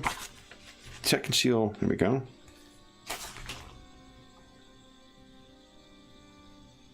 Oh yeah, identify +1. The caster can identify magic items, powers, and how they work. Oh, there you go. So it'd be 3 power points you would spend. Okay, yep. On it in total. I will do it. Yep. So Give us a roll for that too. Yeah. As Brommel has helpfully demonstrated, critical fails can show up anytime. But not now. Well, as nice as the game was being to us, it's overdue for yeah, for the snake eyes. And honestly, the snake eyes are a lot of fun in this game too. Yeah, totally. I Prison Break. that one. Yeah. Prison Break, exactly. Exactly. Oh my god. All right, so that is success with a raise. So what you know is that this is actually an enchanted spear. So it is. It functions otherwise because it's a magic item. It will resize if you spend like a 24-hour period with it. It will resize to be appropriate to the size of the wielder. It's the kind of thing that one might be made for a child to grow with, and then. Oh no, we have a breastplate sized for a child, a spear sized for. Well, what happened to the child, Kevin? Yeah, exactly. So here's what the spear does. It can be used one-handed. It's a strength D6 weapon. Does not have any armor piercing, but this one is an accurate spear, so it'll grant you +1 to hit with it. So if anyone's just to use this enchanted spear, it'll be +1 to hit because it is accurate. I'm a sword lord. Not me, so who wants to use a spear? Or we could give, if no one does, we could give it to Vaz. Oh, yeah, maybe. She might sneer at such a puny weapon. Oh yeah, Vaz has her glaive. Oh, right. And it's pretty terrifying in this game. I mean, it's pretty terrifying in the other version too. Ooh, what if Trug put the unicorn horn on the spear? And the unicorn already is an enchanted dagger form? Yeah. It will create a dimensional. That's where your snake eyes come into play. You should have done that. The same buddy who named his character Blackacre in World of Warcraft, he also, in his gaming group, in their 3E game, someone had tied a portable hole to the end of a arrow and then shot it at a demon. It did not end well for any involved, he said. So. That's hilarious. Yeah. All right. And then, hold on. You guys also will find some loot from these mites. Why doesn't... let's see here. Jeffrey, why don't you give us a D6 roll, please? Exploding or regular? Regular, please. This game is Oh, bullshit. nice. All Good right. roll. Actually, no, that's pretty interesting. Then let's see here. John, give us a D10 roll, please. 4. Okay. So there's another 40 gold pieces worth of just random treasure that you're able to collect from the goblins. The goblins from the mites. Brommel, would you give us a D20 roll? A bit of a rarity in Savage Worlds. Yeah. Okay. And then George, would you kindly give us a... Hold on, what is it? A D20 roll? Okay. 19. 19. Way up there. Now that's Really interesting. Would you now give us a D6 roll? Alrighty. 5. What you also find in the little place stored away in there. What's that snort for? I swear she's got an internal clock. She knows it's almost quitting time. She gets Oh, up. absolutely, she Yeah. does. Hi, Goober. Yeah. Hi, sleepyhead. Someone cast a sleep spell on her. Yeah. Duration 4 hours. What you find is actually, this is randomly generated, but Okay. I really hope Dave is feeling better because it is an enchanted flintlock pistol. Oh, no. We're giving that to Dave. Yeah. Yeah. This thing has arcane markings in it. You can tell it has the what is the name of the Andoran is the name of the like ersatz French Revolution kind of place. It has the distinctive kind of fleur-de-lis, eagle. Eagle's there, not a fleur-de-lis. There's an eagle because it's after an Avalral who like helped lead the rebellion. This thing is both accurate and damaging, meaning +1 to hit and +1 to damage. Ah, nice. Yeah.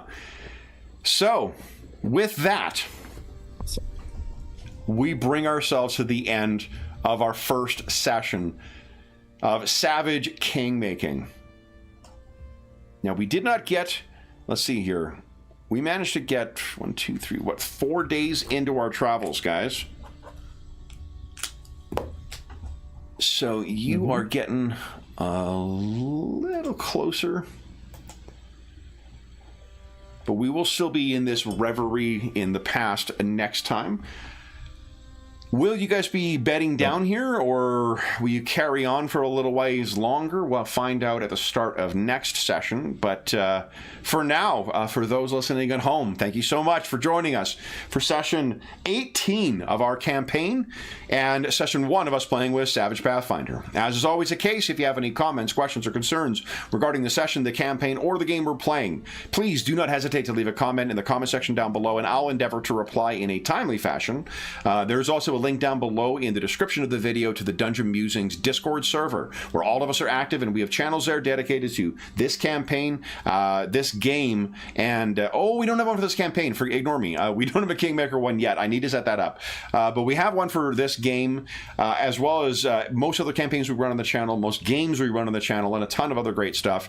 Our DM discussion channel this week has been monopolized by my recent obsession with the Elder Scrolls role-playing game that I found. Someone has put together a group of people put together unofficial Elder Scrolls RPGs that you can access online for free that are currently in their 3rd edition because of the amount of revision. And there are 2 current versions of the 3rd edition you can find. It's fucking crazy. But there's also a ton of other great channels like Virtual Tabletop. There's some great conversation this week about someone setting up and getting into streaming themselves, and there was some really good advice of how to approach that, how to manage the stream and whatever else. So you're more than welcome to join us over there. There's also a link down below to our friends, at Noble Knight Games. Noble Knight Games is the preeminent unionized retailer of hard to find and out of print RPGs in North America. Not only do they have a terrific selection of new role-playing games, board games, and card games, including Savage Pathfinder, they have a terrific selection of hard-to-find and out-of-print RPGs. I actually recently snagged yet another of the sort of older ones that I wanted to use as background on this from 1st edition. If they do not have in their extensive catalog something in stock that you're looking for, you can put it on a want list, and then they will send you an email when it comes in, and you can pick it up at your leisure. If you make a purchase of $10 or more through their website, be sure to enter the code MUSERWINTER, all caps, all one word, and you will save yourself 10% on your purchase. That code will be good until around mid-April 2024, at which time we'll get a new code. So if you're listening to this after that time, just come back to one of our more recent videos and you'll find the current discount code there. There's also a link down below in the description of this video to the Heroes Save Villages campaign, which is our charity fundraising campaign on the channel. It benefits the SOS Children's Villages International Charity, a really great organization, active in over 130 countries, benefiting over 80,000 orphaned and abandoned children. We're going to have our first charity session kicking off pretty soon, and I'll be posting information about how we'll be thanking the donors this year on the Charity Initiatives channel on the Dungeon Musings Discord server. I just have not had a chance to do that yet because it's been a crazy start to the year this year. The last thing I will say is an enormous thank you to our stalwart Kingmakers who have not only gone along with my plan to give a try to this, but they have absolutely knocked it out of the park by all having stellar moments to shine today. So well done, guys. Thank you so much for continuing on this road to you becoming kings with me. Jamie, Jeffrey, George, and John. It's only the alliterative crew tonight. Thank you so much for playing, guys, and thank you so much for giving Savage Pathfinder a try. We will be back in 2 weeks' time to see what our heroes do next. There is more awaiting them further down the road. Are there more set encounters? Are there more random encounters? Will they run out of food? God, I hope so. There's some really fun starving rules. I mean, I'm certain that they will not. But until we see you again, stay safe, stay healthy, and happy gaming.